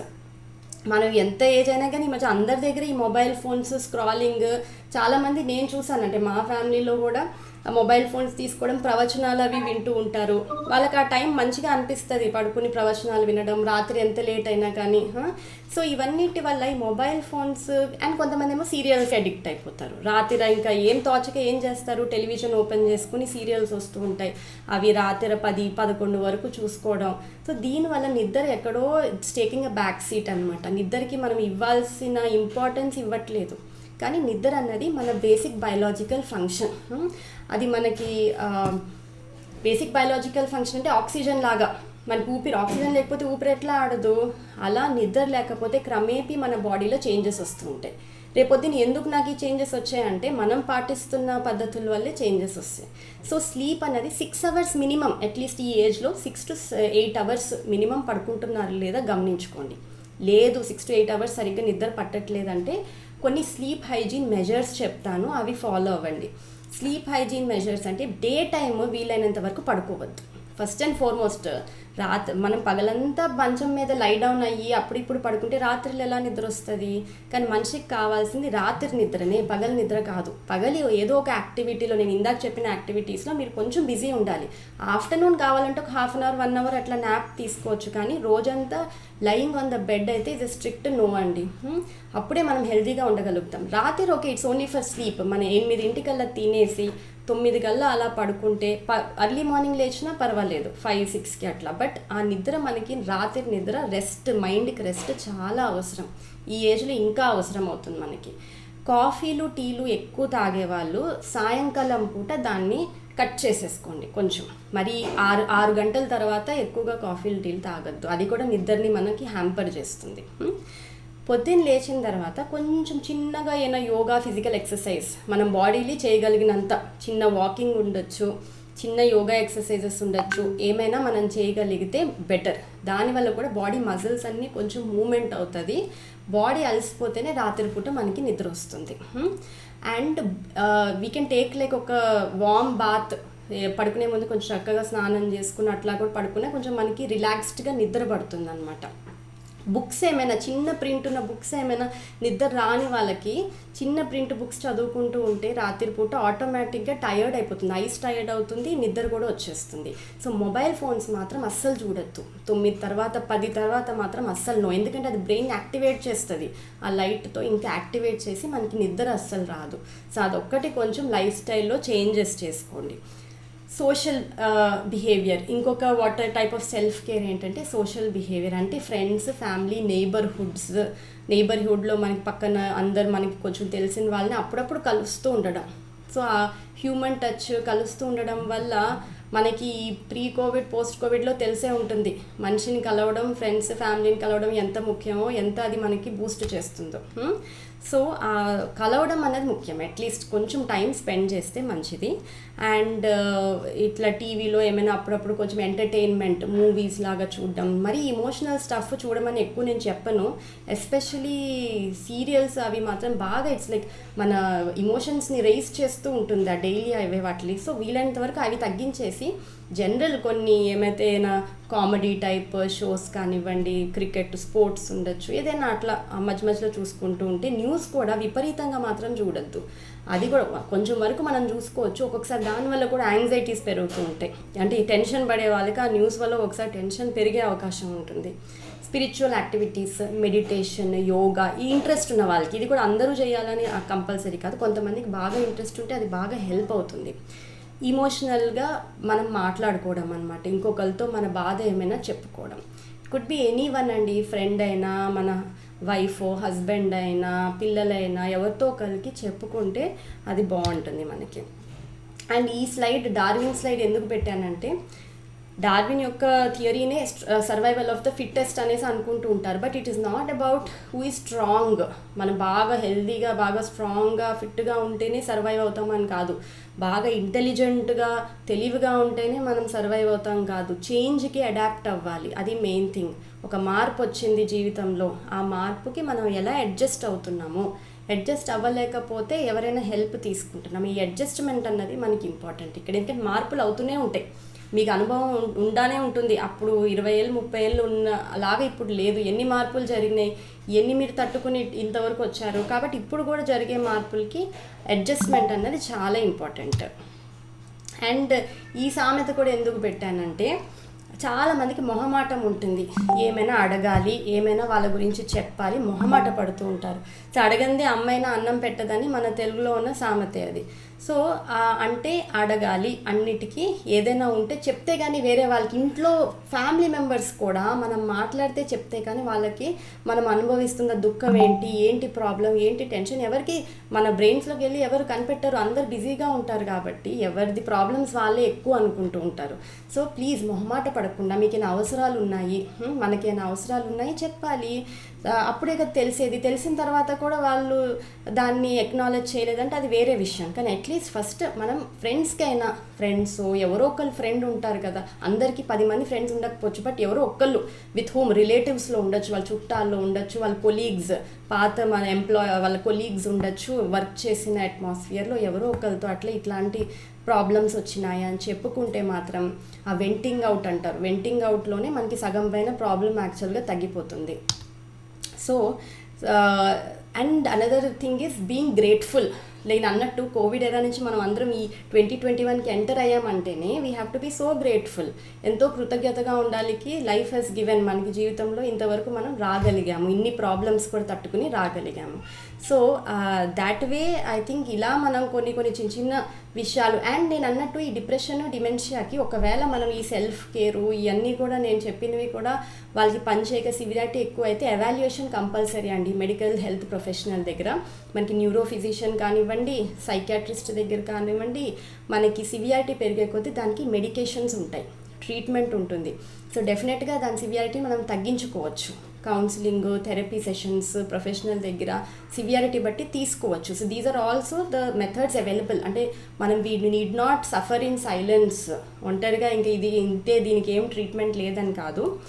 డిమెన్షియాకి క్యూర్ లేకపోవచ్చు కంప్లీట్గా తీసేసి, బట్ దాని డిటీరియరేషన్ బాగా తగ్గే టాబ్లెట్స్ ఉంటాయి. అర్లీ స్టేజ్లో ఐడెంటిఫై చేస్తే బాగా డిటీరియరేషన్ తగ్గించచ్చు. డిప్రెషన్కి కూడా మనకి సేఫ్ మెడికేషన్స్ ఉంటాయి, ఏమి అడిక్టివ్ స్లీపింగ్ పిల్స్ అట్లా ఇవ్వకుండా సేఫ్ మెడికేషన్స్ కూడా ఉంటాయి. So these are some of the common things అండి. కామన్ థింగ్స్ మనం అందరు కలిపి ఇట్లా ముందుకెళ్తూ ఉంటే మాత్రం డెఫినెట్గా it's like more happier society లాగా చేసుకోవచ్చు. సో ఇప్పుడు I think we can take any doubts or any questions. I'm also very thankful that మీరు నాకు ఈ ఆపర్చునిటీ ఇచ్చారు. బట్ ఏమైనా ఇంకా డౌట్స్ ఉంటే ఇప్పుడు నన్ను అడగండి, so that we can discuss about it. Thank you madam, చాలా విపులంగా చాలా క్లియర్గా చెప్పారు. ఇప్పుడు మా members, I ask hour members to ask any questions relating to them. My question is whether there are certain remedies in allopathy, Ayurveda, can you suggest them? Because you have suggested all the preventive measures. Suppose you have been already attracted for them, can you suggest medicinal remedies? Yes అండి నరేంద్ర గారు, ఇక్కడ ayurvedic గురించి maybe నాకు అంత అవగాహన ఉండకపోవచ్చు, but allopathy గురించి I will be telling. మనకి మెడికేషన్స్, ట్యాబ్లెట్స్ ఉంటాయి డిప్రెషన్కి. మనం దాన్ని SSRI మెడికేషన్స్ అంటాం. మైల్డ్ డిప్రెషన్ అనుకోండి, యూజువల్గా ఫ్యామిలీ సపోర్ట్, ఇంకా నేను ఇందాక చెప్పిన కొన్ని మనం యాక్టివిటీస్ అవి చేసుకుంటే తగ్గుతూ ఉంటుంది పరిస్థితుల వల్ల. కానీ కొంతమంది జెనెటిక్గానే కొంచెం ఇమోషనల్ సెన్సిటివ్ ఇండివిజువల్స్ ఉంటారు. వాళ్ళల్లో ఒక్కొక్కసారి డిప్రెషన్ కొంచెం సివియారిటీ పెరుగుతుంది. అంటే సెల్ఫ్ హార్మ్ ఐడియేషన్ వరకు రావచ్చు, జీవితమే వ్యర్థం, నేను సూసైడ్ వరకు కూడా ఆలోచనలు వెళ్ళే అవకాశం ఉంటుంది. ఇలాంటప్పుడు ఖచ్చితంగా మనం ఎస్ఎస్ఆర్ఐ అంటే సెరటోనిన్ న్యూరో రెగ్యులేటర్స్ అనమాట ఇవి. సో ఈ యాంటీ డిప్రెసెంట్స్ సజెస్ట్ చేస్తాం. లో డోస్ స్టార్ట్ చేస్తాం. ఎల్డర్లీలో మనం ఎప్పుడు low dose and we go slow. అంతగా అవసరమైతే నిద్ర కూడా డిస్టర్బ్ అవుతుంది కాబట్టి టెంపరీగా కొన్ని యాంటీ యాంగ్జైటీ పిల్స్ కూడా టెంపరీగా ఇస్తాము, తర్వాత ఆపేసుకుంటాము. But yeah, there are medications, we do prescribe them. Medication start చేస్తే కొంతమందికి స్టిగ్మా ఉంటుంది, సైకాట్రీ పిల్స్ కదా ఇవేవో మొదలు పెట్టేస్తే మనం జీవితాంతం ఇంకా దీనికి అయిపోతామని. ఇప్పుడు మనకి బీపీ షుగర్ అయితే జీవితాంతం వాడే ట్యాబ్లెట్లు కదా, అదైతే part and parcel of life అయిపోతుంది. మీకు బీపీ ఉందా షుగర్ ఉందా అన్నట్టు అదైతే కంటిన్యూస్గా మనం వాడుకుంటూ ఉంటాం. సో అలానే ఇవేమి లైఫ్ టైం వాడాల్సిన అవసరం లేదు. బట్ మనకు ఆ ఎపిసోడ్ ఆఫ్ డిప్రెషన్ వస్తే 5 నెలలు 6 నెలలు అట్లా కోర్స్ ఉంటుంది మనకి. ఆ మెడికేషన్ మనం రాసిస్తాము. ముందు నేను అన్నట్టు ఫస్ట్ వేరే మెడికల్ ఇన్వెస్టిగేషన్స్ చేసుకుంటాం, వేరే కారణాలు ఏమైనా ఉన్నాయా లేదా కూడా రూల్ అవుట్ చేసుకుంటాం. అంతా బాగానే ఉంది అంటే అప్పుడు మనం సైకాట్రిక్ పరంగా ట్రీట్ చేసుకుంటాం. డిమెన్షియా కూడా ఫస్ట్ న్యూరలాజికల్ ఎవాల్యుయేషన్ చేస్తారు. మనకి CT scan, MRI scan dementia ఉన్నప్పుడు చేస్తారు. అంటే వేరే ఒక్కొక్కసారి వాస్కులర్ ప్రాబ్లమ్స్ అంటే ఏమైనా బ్లడ్ క్లాట్లు లేకపోతే కొంచెం హెమరేజ్ చిన్న అయినప్పుడు కూడా మనకి మెమరీ డిస్టర్బెన్సెస్ అవుతాయి కదా. సో ఆ ఇన్వెస్టిగేషన్స్ కూడా ఫస్ట్ సిటీ ఎంఆర్ఐలో రూల్ అవుట్ చేసుకుంటారు, వేరే ఏమైనా ప్రాబ్లమ్స్ ఉన్నాయా లేదా, బీపీ అది షుగర్ నార్మల్ ఉందా లేదా. దెన్ ఈ మెమరీవి కొన్ని టెస్ట్లు, న్యూరలాజికల్ ఎవాల్యుయేషన్ అంతా చేసిన తర్వాత పెద్దగా వేరే సిమ్టమ్స్ లేకపోతే వైటమిన్ B12, థైరాయిడ్ కూడా రూల్ అవుట్ చేసుకుంటాం. ఆల్కహాల్ కూడా ఒకటి నేను ఇందాక మీ అందరికీ కూడా చెప్పడం మర్చిపోయాను. ఎవరికైనా ఈ ఆల్కహాల్ అలవాటు ఇవి ఉన్న స్మోకింగ్ ఇవి ఉన్న వాళ్ళకి కూడా మనకి ఒక్కొక్కసారి డిపెండెన్స్ అయిపోతారు. వాళ్ళకి ఇష్టం ఉన్నా లేకపోయినా అది అలవాట్లాగా అయిపోతుంది. దానివల్ల కూడా మెమరీ డిస్టర్బెన్సెస్ ఇవన్నీ వచ్చే అవకాశం ఉంటుంది. అండ్ కొన్ని మెడికల్ ప్రాబ్లమ్స్, లివర్ ప్రాబ్లమ్స్ కూడా వచ్చే అవకాశం ఉంటుంది ఆల్కహాల్ వల్ల. సో దాన్ని ఆల్కహాల్ ఎడిక్షన్ని తగ్గించేవి కూడా మనకి మెడికల్గా మనం చేయొచ్చు. సో డిమెన్షియాకి ఏంటంటే మనకి కొన్ని మెడికేషన్స్ ఉంటాయి, డోనపెజిల్ అట్లాంటివి కొన్ని ట్యాబ్లెట్స్ ఇస్తూ ఉంటారు. అది రోజు పరంగా వాడుకుంటూ ఉండాలి. ఎక్కువగా మనకి ఏంటంటే ఈ న్యూరోకెమికల్ కొన్ని బూస్ట్ చేస్తూ ఉంటుంది. సెకండ్, వాళ్ళలో బిహేవియర్ ప్రాబ్లమ్స్ ఉన్నాయనుకోండి, అగ్రెషన్, ఇరిటేషన్, బాగా కోపం అన్నీ ఇట్లా పడేయడము ఇలాంటివి ఉంటాయి కూడా. దానికి అగ్రెషన్కి కూడా మనకి ట్యాబ్లెట్లు ఉంటాయి. అనుమానాలు, హాలుసినేషన్స్ వీటిని సైకోటిక్ సిమ్టమ్స్ అంటాం. ఇవి ఒక్కొక్కసారి నేను ఇందాక అన్నట్టు సెన్సరీ ఇంపైర్మెంట్ ఉన్న వాళ్ళకి కూడా ఎక్కువ ఉండొచ్చు. వాటికి అనుమానాలు, భయం, వాళ్ళు ఎవరో వస్తున్నారు, నన్ను ఏదో చేసేస్తున్నారు, ఇలాంటివన్నీ హాలుసినేషన్స్ ఉన్నప్పుడు దానికి కూడా మనకి యాంటీ సైకోటిక్ ట్యాబ్లెట్స్ అని ఉంటాయి. అవి కూడా లో డోస్లో, చాలా లో డోస్లో అట్లా పెట్టుకుంటాం. డెఫినెట్గా ఇంప్రూవ్మెంట్ అయితే అవుతుంది అవి. సో మనకి allopathy wise there are treatments available other than whatever నేను ఇందాక చెప్పినట్టు self care methods, precautionary methods ఇవన్నీ మనంతట మనకి అవైలబుల్ ఉండేవి.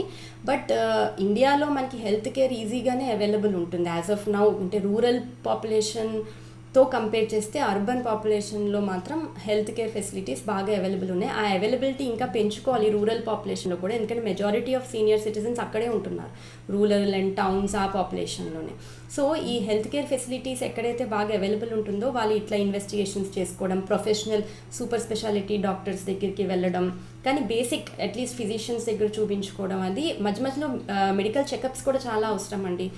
సంవత్సరానికి కానీ 6 నెలలకు ఒకసారి అన్నీ కరెక్ట్గా అన్నీ ఉన్నాయా లేదా చెక్ చేయించుకుంటే అవి మరీ ఎక్కువగా పెరగక ముందు మనం ముందే దాన్ని డీల్ చేస్తున్నట్టు అనమాట. My point of asking is whether simple general medication అట్లా మామూలుగా ఇప్పుడు ఫిజికల్ స్టామినా పెంచుకోవడానికి ఏ రకంగా టానిక్స్ అవి ఇవి జనరల్ టానిక్స్ వాడతారో అట్లానే దీంట్లో కూడా మెంటల్ హెల్త్ ఇంప్రూవ్ చేసుకోవడానికి whether or not remedies are there, can you suggest them in this meeting? Okay, medication పరంగా అంటే ఈ విటమిన్ సప్లిమెంట్సే మనకి బూస్ట్ ఉంటాయండి. విటమిన్ సప్లిమెంట్స్ డెఫినెట్గా బూస్ట్ ఉంటాయి. బట్ ఈ మెంటల్ హెల్త్ ప్రాబ్లమ్స్కి స్పెసిఫిక్గా అంటే ఈ ట్యాబ్లెట్ వాడితే ఇంకా రాదు అని అట్లా మనకి యూజువల్గా ఓవర్ ద కౌంటర్ అవైలబుల్వి ఉండవు అనమాట. ఇవన్నీ కూడా మోస్ట్లీ ప్రిస్క్రిప్షన్ పిల్సే. బట్ మీరు అడిగిన దాన్ని బట్టి ఏది కొంచెం బూస్ట్ చేస్తుందంటే వైటమిన్ సప్లిమెంటేషన్. ఈ మనకి వైటమిన్ B కాంప్లెక్స్ ట్యాబ్లెట్స్ అన్నది డెఫినెట్గా మనకి కొంచెం మెంటల్ హెల్త్ని బూస్ట్ చేస్తుంది. Can you suggest them? మనకి న్యూరోబయాన్ ట్యాబ్లెట్స్ ఇవి ఉంటాయి కదండి, న్యూరోబయాన్ ఫోర్ట్, ఇట్లా మొత్తం vitamin B complex tablets, B complex అన్నా కానీ మనకి ఇస్తారు అవి, ఆ మెడికేషన్స్.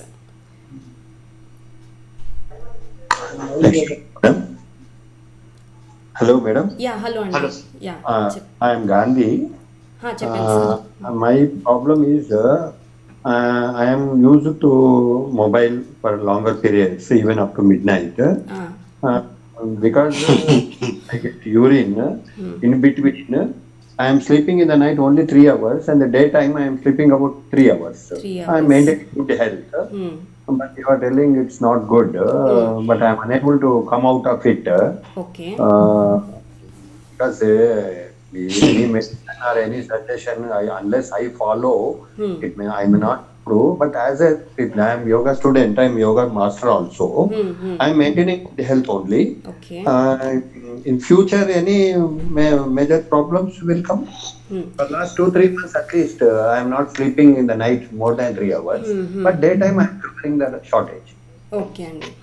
ఒకటండి మనకి క్రానిక్గా ఇట్లా నైట్ టైమ్స్కి ఎక్కువ లేకపోతే డెఫినెట్గా కొన్ని ఇష్యూస్ లైక్ ఇరిటబిలిటీ ఇట్లా కొన్ని మూడ్ చేంజెస్ వచ్చే అవకాశం ఉంటుంది.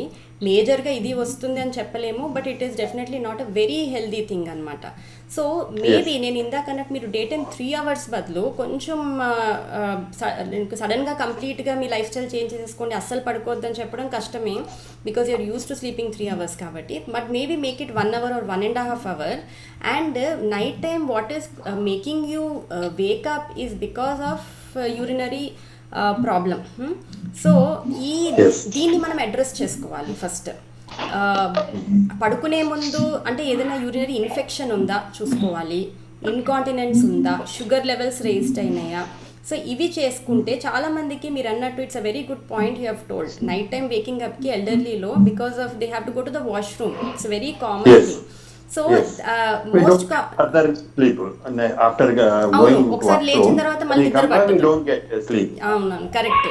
సో దీనికి ఫస్ట్ మెడికల్ ప్రాబ్లమ్స్ అయితే రూల్ అవుట్ చేసుకోవాలి. అంటే ఇన్ఫెక్షన్స్ మోస్ట్ కామన్, అంటే ఫ్రీక్వెన్సీ పెంచుతుంది అనమాట. ఇన్ఫెక్షన్స్ ఏమైనా ఉంటే మళ్ళీ మళ్ళీ వెళ్ళాల్సి వస్తుంది. మెన్లో ప్రాస్టేట్ హైపర్ట్రోఫీ ఉంటుంది. ప్రాస్టేట్స్ ఎన్లార్జ్ అవుతే వాళ్ళకి యూరిన్ కరెక్ట్గా రాదు, కొంచెం కొంచెమే వస్తూ ఉంటుంది, కంట్రోల్ చేసుకోవడం కూడా కష్టం అవుతుంది. సో ఈ ప్రాస్టేట్ మనకి హైపర్ట్రోఫీ ఎన్లార్జ్డ్ ఉందా లేదా ఒకసారి మనం 60 అబవ్ అయిన తర్వాత ఒకసారి యూరాలజిస్ట్ దగ్గర చూపించుకుంటే మంచిది. అవి ఎన్లార్జ్డ్ అయితే దానికి కరెక్షన్ చేస్తారు. కరెక్షన్ చేస్తే మనకి రిపీటెడ్గా యూరిన్ వెళ్ళేది కూడా కొంచెం తగ్గుతుంది, స్లీప్ కూడా అప్పుడు బెటర్ పట్టచ్చు. అప్పుడు మీరు వాలంటరీగా మొబైల్ ఇంకా తగ్గించేసుకుని బుక్ రీడింగ్ ఏమైనా స్టార్ట్ చేసుకుంటే మేబీ అలా కూడా షిఫ్ట్ అవుతే కొంచెం మనం చేంజ్ చేసుకోవచ్చు.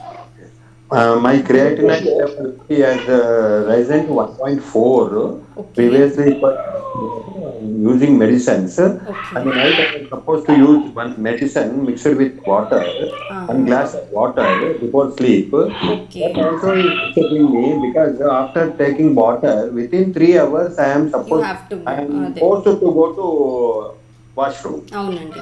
Then thereafter, so what I am doing, I am taking at normal at 9 o'clock, 10 o'clock medicine, waiting up to 2 o'clock, doing my WhatsApp work or mobile work and that and this, taking then going to washroom, then sleeping. For that is my yoga. Okay okay, got it అండి, got it. But అంటే మీరు ఈ ప్రాస్టేట్ది కూడా చూపించుకున్నారా, అదేమైనా problem ఉందా అనేసి? Madam? Prostate No, hypertrophy. I don't think I don't have anything because you are not frequent గా ఏం లేదు, ఒకటేసారి వస్తుంది యూరిన్. సో అది మేబీ మీరు అన్నట్టు పడుకునే ముందు నీళ్ళు తాగితే డెఫినెట్గా మన బ్లాడర్ ఫుల్ అవుతుంది, సో లెగాల్సి వస్తుంది, వెళ్ళాల్సి వస్తుంది. మొబైల్ ఫోన్ ఎందుకు చూస్తారండి ఆ టైంలో మరి లేచి? అంటే బోర్ కొట్టి చూస్తారా?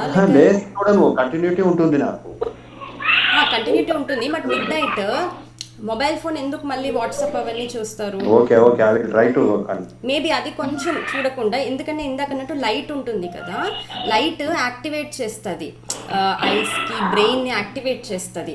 అంటే కన్ఫ్యూజ్ అయిపోతుంది బ్రెయిన్, ఇది పగలైపోయిందేమో అనుకుంటుంది, నిద్ర పట్టడంలో కష్టం అవుతుంది.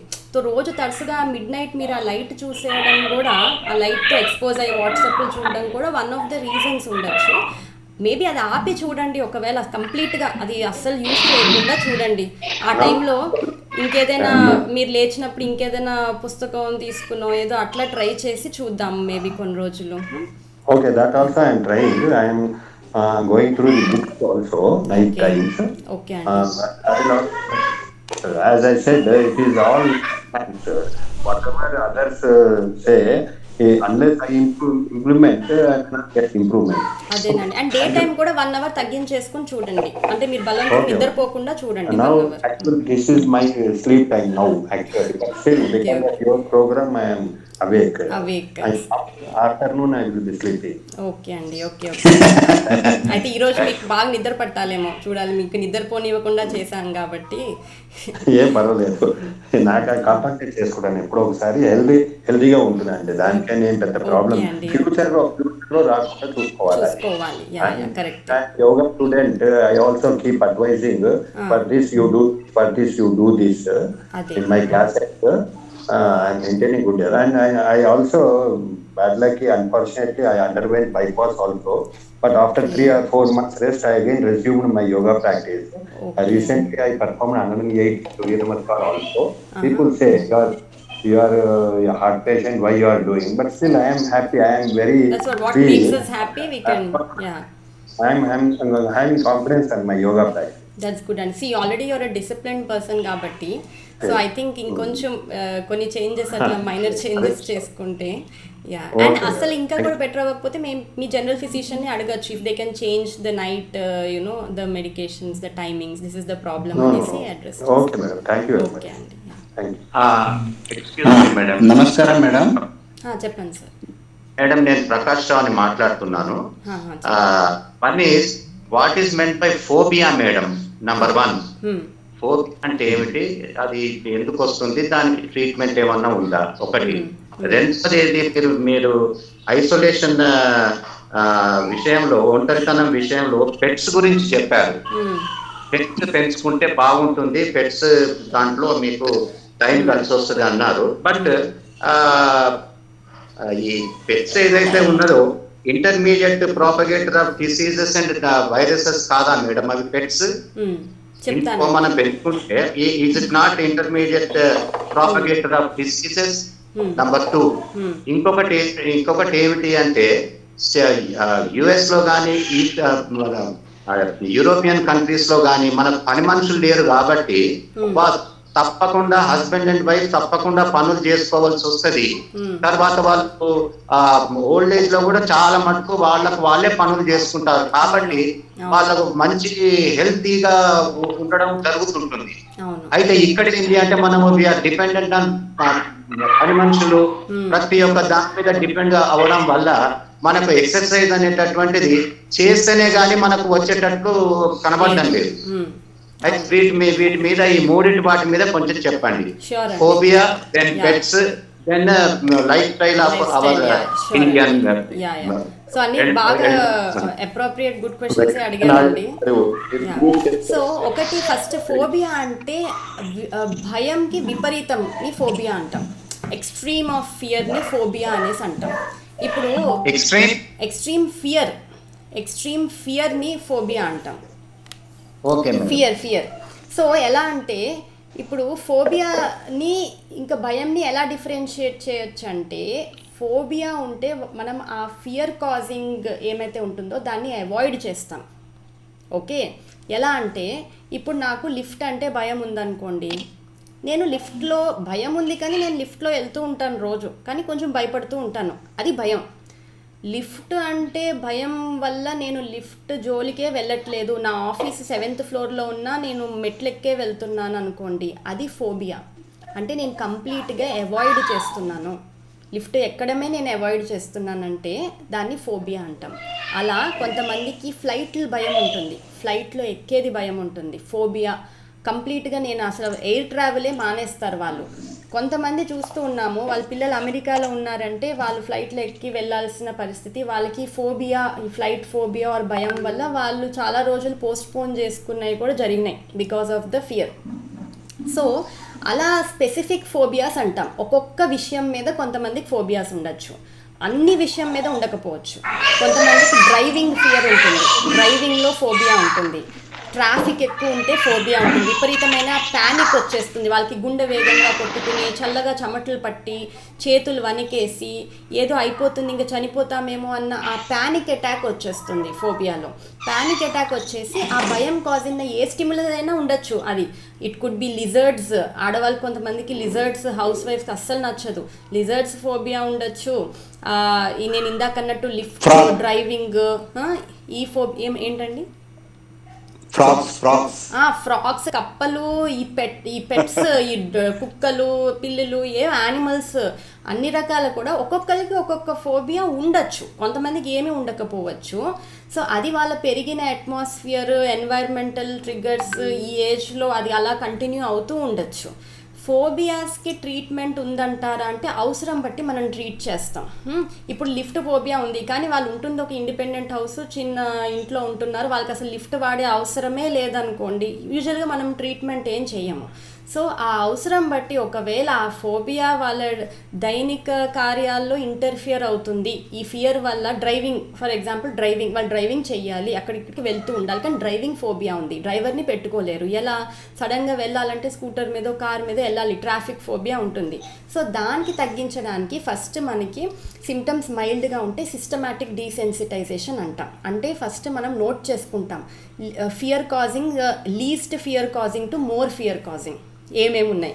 అంటే ఇప్పుడు లీస్ట్ ఫియర్ కాజింగ్ అనుకోండి, నేను డ్రైవింగ్ గురించి ఆలోచిస్తున్నా నాకు భయం ఉంది, అది లీస్ట్ ఫియర్ కాజింగ్. ఇంట్లో ఉన్నాను ఆలోచిస్తున్నాను భయం వస్తుంది. సెకండ్, ఆ కార్ దగ్గరికి వెళ్తే భయపడ్డాం, కార్లో కూర్చుంటే భయం ఇంకా పెరగడం, కూర్చుని గేర్లేసి ముందుకెళ్తే భయం ఇంకా విపరీతంగా పెరగడం. సో ఇలా స్టేజుల వారీగా మనం ఫస్ట్ లీస్ట్ ఫియర్ కాజింగ్ దగ్గర వాళ్ళు థెరపీ స్టార్ట్ చేస్తారు. థెరపిస్ట్ ఉంటారు, వాళ్ళు కూర్చుని ఇమాజినరీ కొన్ని రిలాక్సేషన్ ఎక్సర్సైజెస్ నేర్పిస్తారు. సో ఫస్ట్ వాళ్ళకి థాట్స్ అంతా మీరు ఇంట్లో ఉన్నారు, జస్ట్ ఆలోచిస్తున్నారు డ్రైవింగ్ గురించి, పిక్చర్స్ అవి చూపిస్తారు డ్రైవింగ్. సో దట్ నెమ్మదిగా ఆ ఫియర్ కాజింగ్ స్టిమ్యులైకి ఎక్కువ ఎక్స్పోజ్ అవుతూ ఉండాలి. ఎక్స్పోజర్ థెరపీనే, మనం ఎక్స్పోజ్ అవ్వకుండా మ్యాజికల్గా అట్లా భయం ఎలా వెళ్ళిపోతుంది. సో నెమ్మదిగా ఎక్స్పోజ్ చేస్తే ఆ భయంని నెమ్మదిగా పోగొట్టడానికి రిలాక్సేషన్ ఎక్సర్సైజెస్తో ఫస్ట్ ట్రై చేస్తారు. అవ్వట్లేదు థెరపీతో కూడా అంటే అప్పుడు మనకి మెడిసిన్స్ కూడా ఉంటాయి, ఎస్ఎస్ఆర్ఏ మెడికేషన్స్ ఇట్లా ఇస్తాము. కొంచెం యాంగ్జైటీ అది కొంచెం తగ్గించుకుని ఈ భయం నుంచి అట్లా మనం బయటపడచ్చు. సెకండ్, మీరు అడిగింది పెట్స్. పెట్స్ అంటారా, ఇప్పుడు పెట్స్ నుంచి డిసీజెస్ వస్తాయా అంటే యూజువల్గా అంటే I don't have a pet, I don't keep I'm not like very great pet lover maybe, but pet లవర్స్కి తెలుస్తుంది because my in laws they have a dog. So వాళ్ళు ఎట్లా అంటే దానికి వ్యాక్సినేషన్ ఇస్తారు, దానికి క్లీన్గా ఉంచుతారు, దాన్ని ఏంటంటే ఫస్ట్ నుంచి మొత్తం అన్ని రకాలుగా అది ఇంట్లోనే ఉంటుంది, ఇట్ డజంట్ గో అవుట్ కదా, అది స్ట్రీట్స్లో అట్లా యూజువల్గా చాలామంది తిరగవు. కొంతమంది కమ్యూనిటీస్లో, గేటెడ్ కమ్యూనిటీస్లో ఉంటే వాళ్ళు అక్కడక్కడే వాళ్ళే తిప్పుతూ ఉంటారు, they don't leave it, they don't unleash it so that you go out and explore అని కాకుండా వాళ్ళ ఎన్వైర్న్మెంట్లోనే పెట్టుకుంటారు. వాళ్ళు వాటిని ఆ ఓనర్స్ వాటిని క్లీన్గానే పెట్టుకుని అన్నీ చేస్తూ ఉంటారు. So there so many people who actually benefited. అదేంటంటే ఓన్లీ యానిమల్ లవర్స్కి మాత్రం అర్థమవుతుంది నేను అన్నట్టు. So they can relate to it better, people who have pets. డెఫినెట్గా with all that vaccination and all they can do. Pet therapy అన్నది కూడా one of the therapy that people they suggest అనమాట. బయట కంట్రీస్లో, మన కంట్రీలో అంత సజెస్ట్ చేయరు, బయట కంట్రీస్లో చాలా కామన్. వాళ్ళు మీరు అన్నట్టు ఒంటరిగా ఉంటారు కాబట్టి వాళ్ళకి ఆ తోడు కోసం they usually have pets. Third thing మీరు అన్నది లైఫ్ స్టైల్. మనకి కోవిడ్లో మాత్రం అందరికీ అర్థమై ఉంటుంది మెయిడ్స్ యొక్క ఇంపార్టెన్స్ ఏంటని. అందరం కూడా అన్ని రకాల పనులు చేసుకున్నాం ఈ కోవిడ్లో మెయిడ్స్ లేకపోవడం వల్ల. చాలామంది వెయిట్లు కూడా తగ్గారు, అదొక పెద్ద ఎక్సర్సైజ్ కూడా అయిపోయింది. బట్ మీరు అన్నది కరెక్టే, మన ఇండియన్ దాంట్లో ఏంటంటే ఒక కాంప్లసెన్సీ, మనం ఉన్నారు కదా చేసే వాళ్ళు ఉంటారు అంటే if we can afford a maid, people who can afford a maid they definitely will be little bit relaxed. So దీనివల్ల కూడా వెయిట్ గెయిన్ ప్రాబ్లమ్స్ వస్తున్నాయి, నీ ప్రాబ్లమ్స్ అందుకే కూడా వస్తున్నాయి. ఇట్లా ఎక్కువగా పనులు అవి చేయకుండా వెయిట్ పెరగడం వల్ల నీ మీద మనకి ప్రెషర్ పడి ఈ మన నీ రీప్లేస్మెంట్స్, నీస్, మోకాలు అరిగిపోయి ఇవన్నీ ప్రాబ్లమ్స్ మొదలవుతున్నాయి. సో ఐ థింక్ మనం యంగర్ జనరేషన్కి at least complete dependence on maids కాకుండా we will have to try to tell them. అంటే మనం ఇప్పుడు ఏం ఎక్స్పీరియన్స్ చేస్తున్నాం, ప్రాబ్లమ్స్ ఏమున్నాయి అది మనకు అర్థమవుతుంది because of lot of sedentary lifestyle. So ఇప్పుడు యంగర్ జనరేషన్కి మనం చిన్న చిన్న పనులు they have to do it by themselves అనమాట. Than complete dependence on maids. They can do, but కంప్లీట్గా ఇప్పుడు మెయిడ్ అక్కడ పని చేస్తుంటే మనం ఓన్లీ మొబైల్లో ఏదో చూసుకోవడమో లేకపోతే టీవీలో మూవీస్ చూడడమో కాకుండా ఈ most of the amount of time kids మీద స్పెండ్ చేయాలి. చిన్నపిల్లలు ఉంటే వాళ్ళ మీద, ఎందుకంటే ఇద్దరు వర్కింగ్ కపుల్స్ ఉంటారు. సో ఐ థింక్ మీ ఎక్స్పీరియన్స్ మీరు షేర్ చేసుకుని మాకు చెప్తే అది చాలా బెనిఫిట్ అవుతుంది. These are the things that we're experiencing. You don't do the same thing, you change little bit. వినే వాళ్ళు వింటారు, వినని వాళ్ళకి మనం ఏం చెప్పలేము. But yeah, that's a very valid point. We will have to work. మనం కొంచెం వర్క్ చేస్తేనే మనకు అది యాక్టివిటీ కూడా పెంచుతుంది. Thank you very much madam. Thank అమ్మా యూ. నమస్తే, నా పేరు పిఎస్ఎన్ చౌదరి, చెప్పండి సార్. 67 years old. నేను చెప్పండి. మార్నింగ్ లేచిన కాడి నుంచి వాకింగ్, తర్వాత సెటిల్ ఆడినప్పుడు నేను చాలా యాక్టివ్ గా ఉంటాను. 2-3 hours అయితే కంటిన్యూగా ఎక్సర్సైజ్ ఉంటుంది నాకు. అవును.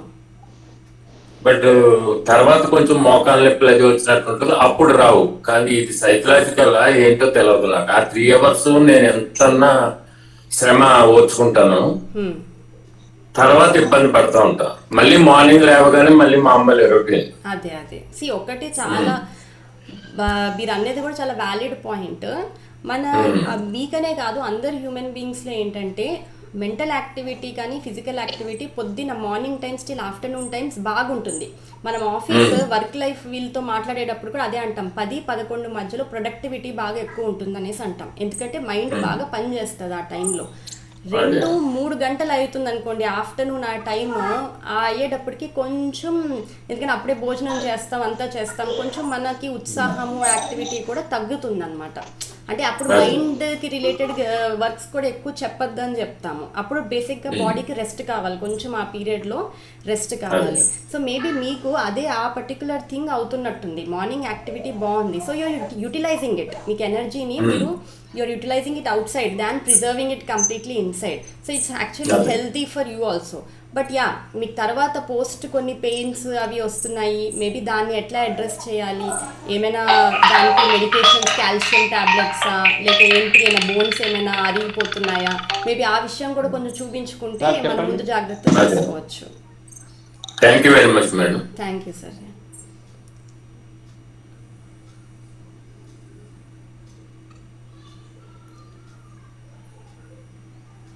వినిపించట్లేదని మీరు అన్మ్యూట్ చేసుకోవాలి. రామలింగం గారు, మీరు అన్మ్యూట్ చేసుకోవాలి. నా పేరు రామలింగం. చెప్పండి. నేను 75 years ని. I'm suffering with diabetic for last 25 years నుండి. చెప్పండి. ఇక లేటర్ డేట్ ఇది ఏమన్నా it leads to any mental problem? ఇది ఇప్పుడు డయాబెటిక్ అనేది ఎవ్రీ వీక్ రీడింగ్ తీసుకుంటాను ఎట్ హోమ్. ఓకే. నార్మల్కి కొద్దిగా ప్లస్ అండ్ మైనస్లో ఉంటుంది. అయితే health daily morning exercise, yoga, meditation చేస్తారు. హెల్తీగా ఉన్నాను. కానీ నా డౌట్ ఏంటిదంటే later date 5 hours more than 75 is it related to the mental problem? ఇప్పటికీ కొద్దిగా జ్ఞాపక శక్తి తగ్గుతుంది. అదే ఒకటండి, మనకి ఏజ్ రిలేటెడ్ కొంచెం జ్ఞాపక శక్తి ఎలానో కొంచెం తగ్గుతూ ఉంటుంది. మనకి 60-70 అట్లా దాటితే ఏజ్ రిలేటెడ్ కూడా కొంచెం ఉంటుంది. డయాబెటీస్లో కొన్ని కాంప్లికేషన్స్ లైక్ న్యూరోపతీస్, రెటినోపతీస్, నెఫ్రోపతీస్, అంటే కిడ్నీ రిలేటెడ్వి మనం చూసుకోవాలి. Nerves, peripheral nerves related pains ఏమైనా ఉంటే చూసుకోవాలి. కంటి ప్రాబ్లమ్స్ ఏమైనా వస్తున్నాయా చూసుకోవాలి ముందే, ఆ కాంప్లికేషన్స్ రాకుండా రెగ్యులర్ చెకప్స్ చేసుకుంటూ ఉండాలి. డిప్రెషన్ అనేది క్వైట్ ప్రివలెంట్ ఇన్ డయాబెటీస్ అంటే మనం అందరికీ రావాలని ఏం లేదు రూల్. బట్ డయాబెటిక్ ఇండివిజువల్స్లో డిప్రెసివ్ సిమ్టమ్స్ కొంచెం కామన్గా చూస్తూ ఉంటాం. మూడ్ చేంజెస్ అనమాట, కొంచెం డల్గా అయిపోవడము, నిరుత్సాహంగా ఉండడము, ఇట్లాంటివన్నీ కొంచెం మనం చూస్తూ ఉంటాము. సో ఫస్ట్ డయాబెటీస్ కరెక్ట్గా మీరు ఎలానో రెగ్యులర్ చెకప్స్ చేసుకుంటున్నారు కాబట్టి ప్రాబ్లం లేదు. నేను ఇందాక అన్నట్టు వైటమిన్ B12 లెవెల్స్ కూడా చెక్ చేసుకుంటూ ఉంటే 6 నెలలకు ఒకసారి వైటమిన్ B12 లెవెల్స్ మరీ తక్కువ ఉంటే మనకి జనరల్ ఫిజిషియన్స్ ఇంజెక్టబుల్స్ అవి ఇస్తారు. అంటే మెమరీ ప్రాబ్లమ్కి అది కూడా వన్ ఆఫ్ ద రీజన్స్ ఉండొచ్చు. అండ్ ఇందాక నేను కొన్ని మైండ్ గేమ్స్ చెప్పాను కదా, మీరు ఇప్పటి నుంచి అవి కొంచెం ఆడుతూ అవి చేస్తూ ఉంటే మాత్రం దాని కొంచెం మనం 70 ఏళ్ళకి రావాల్సింది మేబీ కొంచెం తోసేయచ్చు అనమాట. 75-80 ఏళ్ళ వరకు మనం అలా ఎక్స్టెండ్ చేసుకోవచ్చు, మన క్వాలిటీ ఆఫ్ లైఫ్ని పెంచుకోవచ్చు. రేపు పొద్దున్న ఏమొస్తుంది ఏం రాదన్నది డెఫినెట్గా మన చేతిలో లేదు. మీరు బాగానే మంచిగానే హెల్తీగా కూడా ఉండొచ్చు 10 ఏళ్ళ తర్వాత కూడా. కానీ మనకి కొన్ని విషయాలు తెలిసినప్పుడు ఏంటంటే ముందు జాగ్రత్త చర్యగా కొన్ని మనం రోజువారీగా చేసుకుంటూ ఉన్నాం. But yeah, most prevalent psychiatric problem in diabetic individuals is depression అండి. డిప్రెసివ్షన్కి ఎక్కువగా లోన్ అవుతూ ఉంటారు వాళ్ళు. Depression. Okay thank you. Okay అండి, థ్యాంక్ యూ. నమస్కారం మేడం. నమస్కారం అండి. వెంకటయ్య గౌడ్ ఉప్పల్ మేడం. చెప్పండి. ఒకటి మా మిస్సెస్ కు ఒక ప్రాబ్లం ఉంది మేడం. ఆమె చీకటి అంటే భయము, తర్వాత సడన్ గా నిద్ర లేస్తుంది అనమాట. మధ్యలో నిద్ర పట్టదు చాలా సేపటి వరకు 1 అవర్ అట్లా నిద్ర పట్టదు. ఓకే, అదొక problem. What is the disorder? అంటే అది ఈ మధ్యనే వచ్చిందా, ఎప్పటి నుంచో ఉన్న ప్రాబ్లం అంటారా? మరి ఒక 2-3 ఇయర్స్ నుండి వస్తుంది మేడం. 2-3 ఇయర్స్. ఓకే, తన ఏజ్ ఎంత అండి? 60 ఇయర్స్ మేడం. 60 ఇయర్స్. ఓకే, అంటే డయాబెటిక్. ఓకే. ఒకటండి, మనం ఇట్లా సడన్గా ఏమైనా స్లీప్ డిస్టర్బెన్సెస్ అయినప్పుడు ఆడవాళ్ళలో ఏమైనా హార్మోనల్ చేంజెస్ ఒకటి చూసుకుంటాము. అంటే 60 ఇయర్స్ కాబట్టి ఇప్పుడు కొత్తగా ఏం రాదు. యూజువల్గా 50 ఏళ్ళు 55 ఏళ్ళు దగ్గర కొన్ని హార్మోనల్ చేంజెస్ వస్తూ ఉంటాయి వాళ్ళకి. మెనోపాజల్, పోస్ట్ మెనోపాజల్ అంటాం. అప్పుడు కొంచెం ఈ స్లీప్ డిస్టర్బెన్సెస్, యాంగ్జైటీ, డిప్రెషన్ లక్షణాలు వస్తాయి. ఇప్పుడు తను 60 ఇయర్స్ కాబట్టి అరౌండ్ 57-56 ఇయర్స్కి స్టార్ట్ అయింది అంటున్నారు ఈ problem. So if not post menopausal అంటే యూజువల్గా 60 ఏళ్ళకి దాటి ఇంకా ఉండకూడదు. But if not that problem, we have to see దానికి ప్రయర్గా ఏమైనా ట్రిగ్గర్స్ ఉన్నాయా, ఏమైనా స్ట్రెస్సర్స్ ఉన్నాయా, మనకి పర్సనల్ లైఫ్లో ఏమైనా చేంజెస్ జరిగాయా, ఇంట్లో కానీ మీతో కానివ్వండి, పిల్లలతో కానివ్వండి, ఇంకెవరితో కానివ్వండి మార్పులు ఏమైనా జరిగాయా చూసుకోవాలి. ఆ మార్పులు అడ్జస్ట్మెంట్ ఒక్కొక్కసారి కొంతమందికి కష్టమైనప్పుడు అన్కాన్షియస్గా ఈ స్లీప్ డిస్టర్బెన్సెస్ వల్ల బయటపడుతుంది.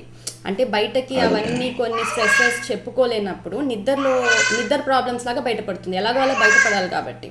సో ఫస్ట్ అవి ఏమైనా ఉంటే అడ్రస్ చేసుకోవాలండి. ఏమైనా జరిగినాయా మార్పులు ఏంటి, ఆవిడతో మాట్లాడి. అండ్ ఇంకా సరిగ్గా టైంకి తింటున్నారా లేదా అది చూసుకోవాలి. అండ్ వాళ్ళల్లో ఒక్కసారి వాళ్ళకి ఇది నాకు భయం, లైక్ నాకు నిద్ర అంటే భయం ఇట్లా అనేసి వస్తే మాత్రం వాళ్ళు దానికి అలవాటు పడిపోతారు. ఆ భయానికి అట్లా అలవాటులాగా అయిపోతుంది. సో మేబీ స్లోగా దానికి మనకు డిమ్ లైట్ వేసుకోవడం, నెమ్మదిగా కొంచెం దగ్గర ఉండడము, ప్లస్ ఇందాక నేను అన్నట్టు అన్కాన్షియస్ స్ట్రెస్సెస్ ఏమున్నాయి అవి మనం చూసుకోవాలన్నమాట. అన్కాన్షియస్ స్ట్రెస్సెస్ని ఐడెంటిఫై చేసుకోవాలి. Yeah, okay madam. మీ కన్సల్టేషన్ మీకు చేయొచ్చండి మేము చేయొచ్చు ఈ విషయంలో? చేయొచ్చు.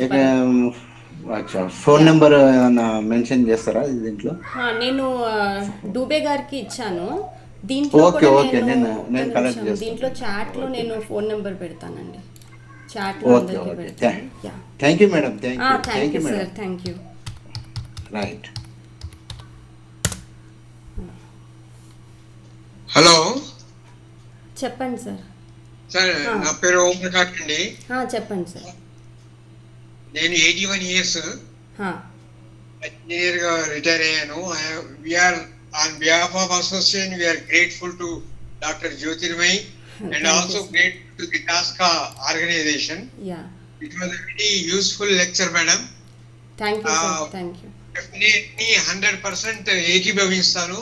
It is completely I agree with all your suggestions and reasons for the mental health. ఒకటి ఏంటంటే ప్రాణాయామంలో కొద్దిగంత ఎక్కువ హెల్ప్ చేస్తుంది మేడం. ప్రాణాయామంలో మాకు మైండ్ కొద్దిగా కామ్ గా శాంతంగా ఉంటుంది. కాబట్టి can we resort to pranayama every day in the morning and evening? Sure అండి, షూర్. సి మీరు ఒకటండి, there are some some things which might not be like మనం ఎలోపతిలో అట్లా మనం మెడికేషన్స్ లాగా అట్లా సజెస్ట్ పోయినా కానీ what I personally believe, what we also tell that culture బట్టి కూడా there are some beliefs and some practices which are very good, and yoga pranayam have scientific basis also. కానీ ఒక్కొక్కసారి కొంతమందికి కొన్ని ఇష్టమైనప్పుడు అవి చేస్తే కొంచెం మంచిగా అనిపించినప్పుడు అది చేస్తే బెటర్, దానివల్ల వేరే వాళ్ళకి హాని లేనప్పుడు చేయడంలో నష్టమేం లేదు కదా. ఇప్పుడు కొంతమందికి పూజలు బాగా ఇష్టం అవుతుంది, ఇలానే పూజ చేసుకోవాలి, ఈ స్తోత్రాలు చదువుకోవాలి, ఈ వ్రతాలు చేసుకోవాలి, వాటన్నిటి వరకు మానసికంగా వాళ్ళకి మంచిగా అనిపిస్తే చేయండి, దాంట్లో ఏం తప్పేముంది. కాబట్టి మీకు ప్రాణాయామం అట్లా మంచిగా అనిపిస్తుంటే అది ప్రాక్టీస్ చేయడంలో ఏం హామ్ ఏం లేదు, if it is benefiting you. Thank you madam. Thank you sir, thank you.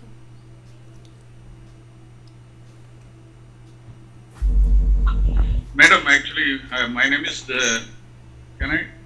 చెప్పండి. My name is Dipakaran.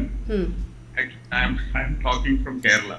Okay. Actually, my mother is 90 years old, and she is having, recently, she is very good healthy. She had an operation, she fell down with, and her humor bone broken. It was affected, and she doesn't have any problems.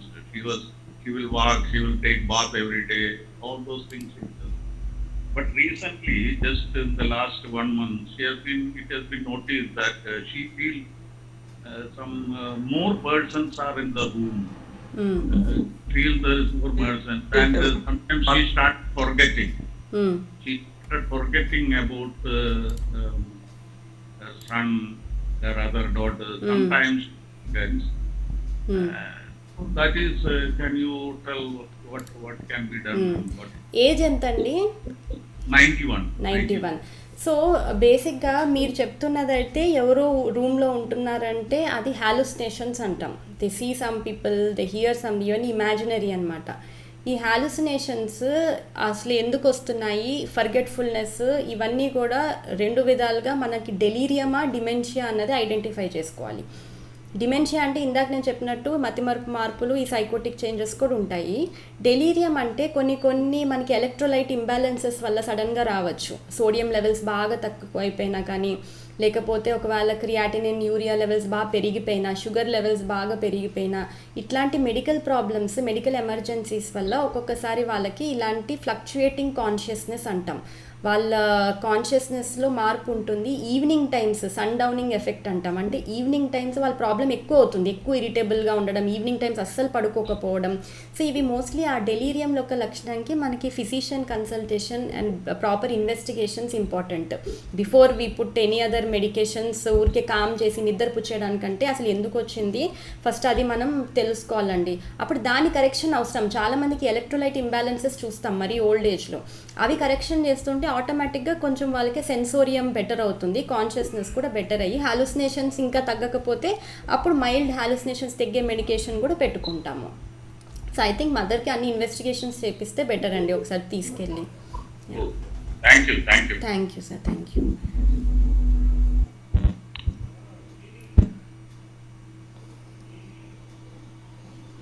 ఇంకా ఎవరన్నా అడగండి మేడంని. Good afternoon madam. చెప్పండి. విఠల్ రెడ్డి గారు చెప్పండి. Vithal Reddy sir, నమస్తే sir. నమస్తే. నేను బిహెచ్ఎల్లో ఉంటున్నానమ్మా. చెప్పండి sir. 61 years old. She is not getting sleep during night. అది ప్రాబ్లం చాలా ఉందమ్మా. అవునా, అంటే ఇది ఎప్పుడు అనించండి? ఇప్పటి రీసెంటా లేక ఎప్పటి నుంచో అంటారా? 6 months నుంచి ప్రాబ్లం ఎరప్ట్ అయిందమ్మా. ఓకే, అంటే నైట్స్ అంటే పగలు పడుకుంటున్నారా? పగలు కొద్దిగా పడుతుంది, 1 hour పడుతుంది. నైట్ ఇంకా పగలు ఏమైనా భయం కానీ, ఆలోచనలు కానీ విపరీతంగా అట్లాంటివి ఏమైనా ఉన్నాయంటారా? దేని గురించి ఆందోళన పడడం? ఇక గ్రాండ్ చిల్డ్రన్తో ఉంటుంది కదమ్మా, వాళ్ళ ఆన్లైన్ క్లాసెస్ కదా. అవునా, ఓకే. సో ఇప్పుడు మీతోనే ఉంటున్నారా? మాతోనే ఉంటుందమ్మా. ఓకే, అయితే పగలు బాగానే యాక్టివ్గానే ఉంటారు గ్రాండ్ చిల్డ్రన్ అంతా ఉంటే. సో నైట్ టైం స్పెసిఫిక్గా కాఫీలు అవి ఏమైనా ఎక్కువ తాగుతారా? కాఫీలు అంటే తాగుతుంది కానీ తక్కువ ఉంటుందమ్మా. ఈవినింగ్ ఒకసారి, మార్నింగ్. ఓకే ఓకే అంటేనండి ఒకటి మీరు నైట్ చూడండి టైం అంటే నేను ఇందాక మీరు ఉన్నారో లేదో కానీ ఆ మొబైల్ ఫోన్ యూసేజ్ ఒకటి, టీవీ ఏమైనా ఎక్కువగా లేట్ నైట్ వరకు టీవీ చూస్తున్నారా లేదా గమనించుకోండి. ఏదైనా 9 కల్లా ఆపేసేమని చెప్పండి. టీవీ కానీ సెల్ ఫోన్స్ కానీ ఏది 9 తర్వాత యూస్ చేయొద్దని చెప్పండి. చెప్పి రూమ్ కొంచెం డార్క్గా పెట్టుకోవాలి. ఓకే, రూమ్ కొంచెం చీకటిగా ఉండి పెట్టుకోవాలి. ఇంకా అప్పటికి మనకి ఇంకా ఏదైనా పుస్తకం అది చదువుకోమని చెప్పండి. అప్పటికి నిద్ర రాకపోతే ఒకసారి ప్రొఫెషనల్ని కన్సల్ట్ అయితే బెటర్. అంటే అస్సలకే నిద్ర రావట్లేదంటే ఇంకేమున్నాయి నేను ఇందాక అన్నట్టు ఏమైనా ఒకసారి డిప్రెషన్ లక్షణం కూడా మనకి నిద్ర రాకపోవడం లాగా కనిపిస్తుంది, ఇన్సామ్నియా. అంటే ప్రొఫెషనల్ అంటే whom to have contact madam? మనకి ఓన్లీ స్పెసిఫిక్ ఇప్పుడు నిద్ర ప్రాబ్లమే ఉంది అంటే సైకాట్రిస్ట్ని కలవచ్చు, నన్నైనా కలవచ్చు. అంటే ఆ నిద్రలో మాత్రమే ప్రాబ్లం ఉన్నాయి, వేరే మెడికల్ ఇష్యూస్ బేసిక్గా అట్లా ఏం లేదంటే ఇది మానసిక సమస్యల్లోకే వస్తుంది నిద్ర రాకపోవడం కూడా. థ్యాంక్ యూ అమ్మ, very nice sir. Thank you sir for your thank you.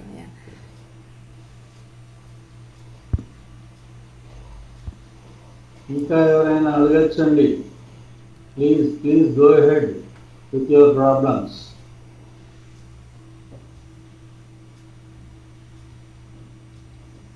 Madam గారు చాలా బాగా ఎక్స్ప్లెయిన్ చేశారు ఇప్పటి వరకు. ఎవరికి ఏ డౌట్స్ ఉన్నా కానీ అడగచ్చు. We have still time.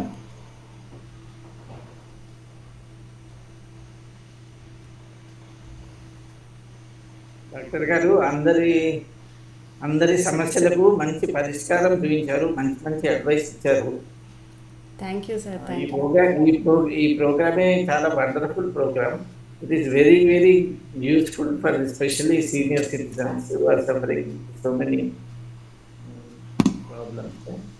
అదేనండి, అవేర్నెస్ కొంచెం మనకి ఇండియన్ సొసైటీలో తక్కువగానే ఉంటుంది ఇట్లాంటి విషయాల్లో. సో ఐ థింక్ ఇలాంటి ప్లాట్ఫామ్స్లో మీరు కూడా ఇట్లాంటి టాపిక్ ఒకటి మీరు కండక్ట్ చేయాలని అనుకోవడం కూడా which is a good thing. It's quite helpful. మన క్వాలిటీ ఆఫ్ లైఫ్ బాగా చాలామందికి పెరుగుతుంది కొంచెం ఈ విషయాల్లో మాట్లాడుకుని కొంచెం ఒకరినొకరు సహాయం చేసుకుంటే. మీరు చాలా టైం తీసుకున్నారు, ఆల్మోస్ట్ 1.5 hours దానికన్నా ఎక్కువ చూపిస్తారు. Your precious time is and we will utilize it in a proper way. Thank you so much. Yeah, I'll be privileged if you can do that. Madam గారు మళ్ళీ ఒకసారి మీ సెల్ నంబర్ చెప్పండి madam. అందరికి ఒకవేళ ఉంటే వాళ్ళు అది చేసుకుంటారు. కొందరు తొందరగా 96766 45628 45628 628. అంటే మళ్ళీ ఒకవేళ అందులో కనపడదు కానీ అందరు కనపడకపోతుంది ఎక్స్ట్రా ట్రబుల్ ఇచ్చారు మీకు అంతే. ఒక్కసారి రిపీట్ చేయండి మేడం. 96766 45628. Okay fine. ఓకే, అంటే ఒకవేళ దీనికి మీరు వాట్సాప్ మెసేజ్ అయినా చేయొచ్చు. నా అసిస్టెంట్ దగ్గర ఉంటుంది, ఆటోమేటిక్గా మీకు ఏదైనా ఒక మెసేజ్ వస్తే ఇగ్నోర్ చేయొచ్చు. She will tell me if at all there are any concerns, any doubts ఏమైనా ఉంటే దీనికి వాట్సాప్ చేయొచ్చు అండి, కాల్ కూడా చేయొచ్చు. మేడం మిమ్మల్ని కన్సల్ట్ చేయాలంటే కాంటినెంటల్ హాస్పిటల్. అవునండి, ఇన్ పర్సన్ అయితే మనకి కాంటినెంటల్ హాస్పిటలే. వీడియో కన్సల్టేషన్స్ కూడా మనం సెపరేట్గా చేసుకోవచ్చు. అదైతే నేను నెంబర్ ఇచ్చాను కదా, దానికి మీరు ఒకవేళ వీడియో కన్సల్టేషన్ కావాలన్నా దానికి అప్రోచ్ అవ్వచ్చు. బట్ ఇన్ పర్సన్ కలవాలంటే కాంటినెంటల్ ఒకటే, కరెంట్లీ అక్కడికే వెళ్తున్నాయి. ఓకే అండి, thanks so much. Thank you madam. Thank you sir, thank you so much for giving me this opportunity. Sudarshan గారు ఇంకెవరైనా ఒకసారి లాస్ట్ సార్ అడగండి. ఇంకెవరైనా సుదర్శన్ గారు అడగండి ఒకసారి లాస్ట్. ఇంకెవరైనా మెంబర్స్ కి మళ్ళీ ఒకసారి రిక్వెస్ట్ చేస్తున్నాను, ఎవరైనా ఇంకా ఏమైనా డౌట్స్ ఉంటే అడగచ్చు. Madam is very much clear. తను చెప్పినవన్నీ ఒక్కొక్కటి అన్ని జరుగుతున్న విషయాలు చెప్పారు. డాక్టర్ గారు ఏమైనా మాట్లాడాలనుకుంటున్నారా?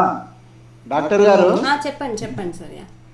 మేడం ఇవి యూట్యూబ్ లో కానీ టీవీలో ఎక్కడైనా ఉన్నాయా మేడం ఇవి ఇలాంటి సిమిలర్ ప్రెజెంటేషన్స్? ఉంటాయండి, మనం టైప్ చేస్తే చాలానే వస్తాయి. ఈ మధ్య నావి ఉన్నాయి. నేను ఎట్లా మీకు నా వెబ్సైట్ షేర్ చేస్తాను. షేర్ చేయండి మేడం. వెబ్సైట్ షేర్ చేస్తే కొద్దిగా మాకు డీప్ గా వెళ్ళే ఛాన్సెస్. నేను ఇక్కడ టైప్ చేస్తున్నాను. Okay okay.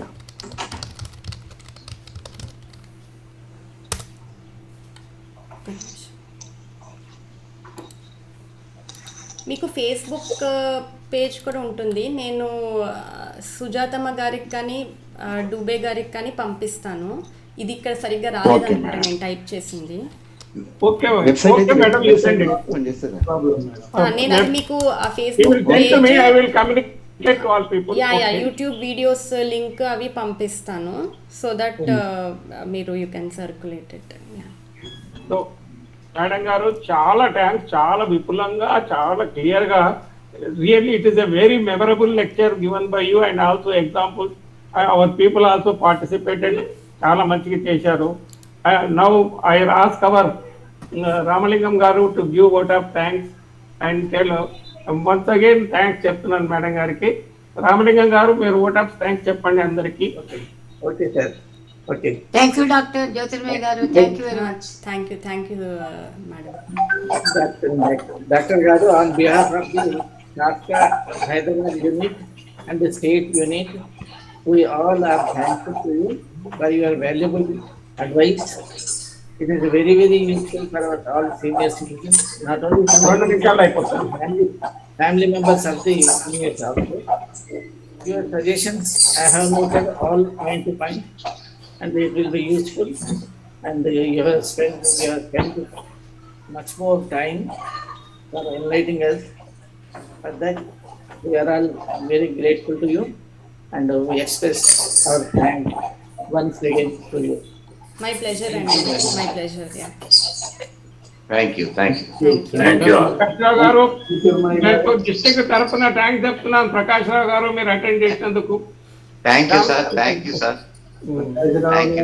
Narendra garu from our state body.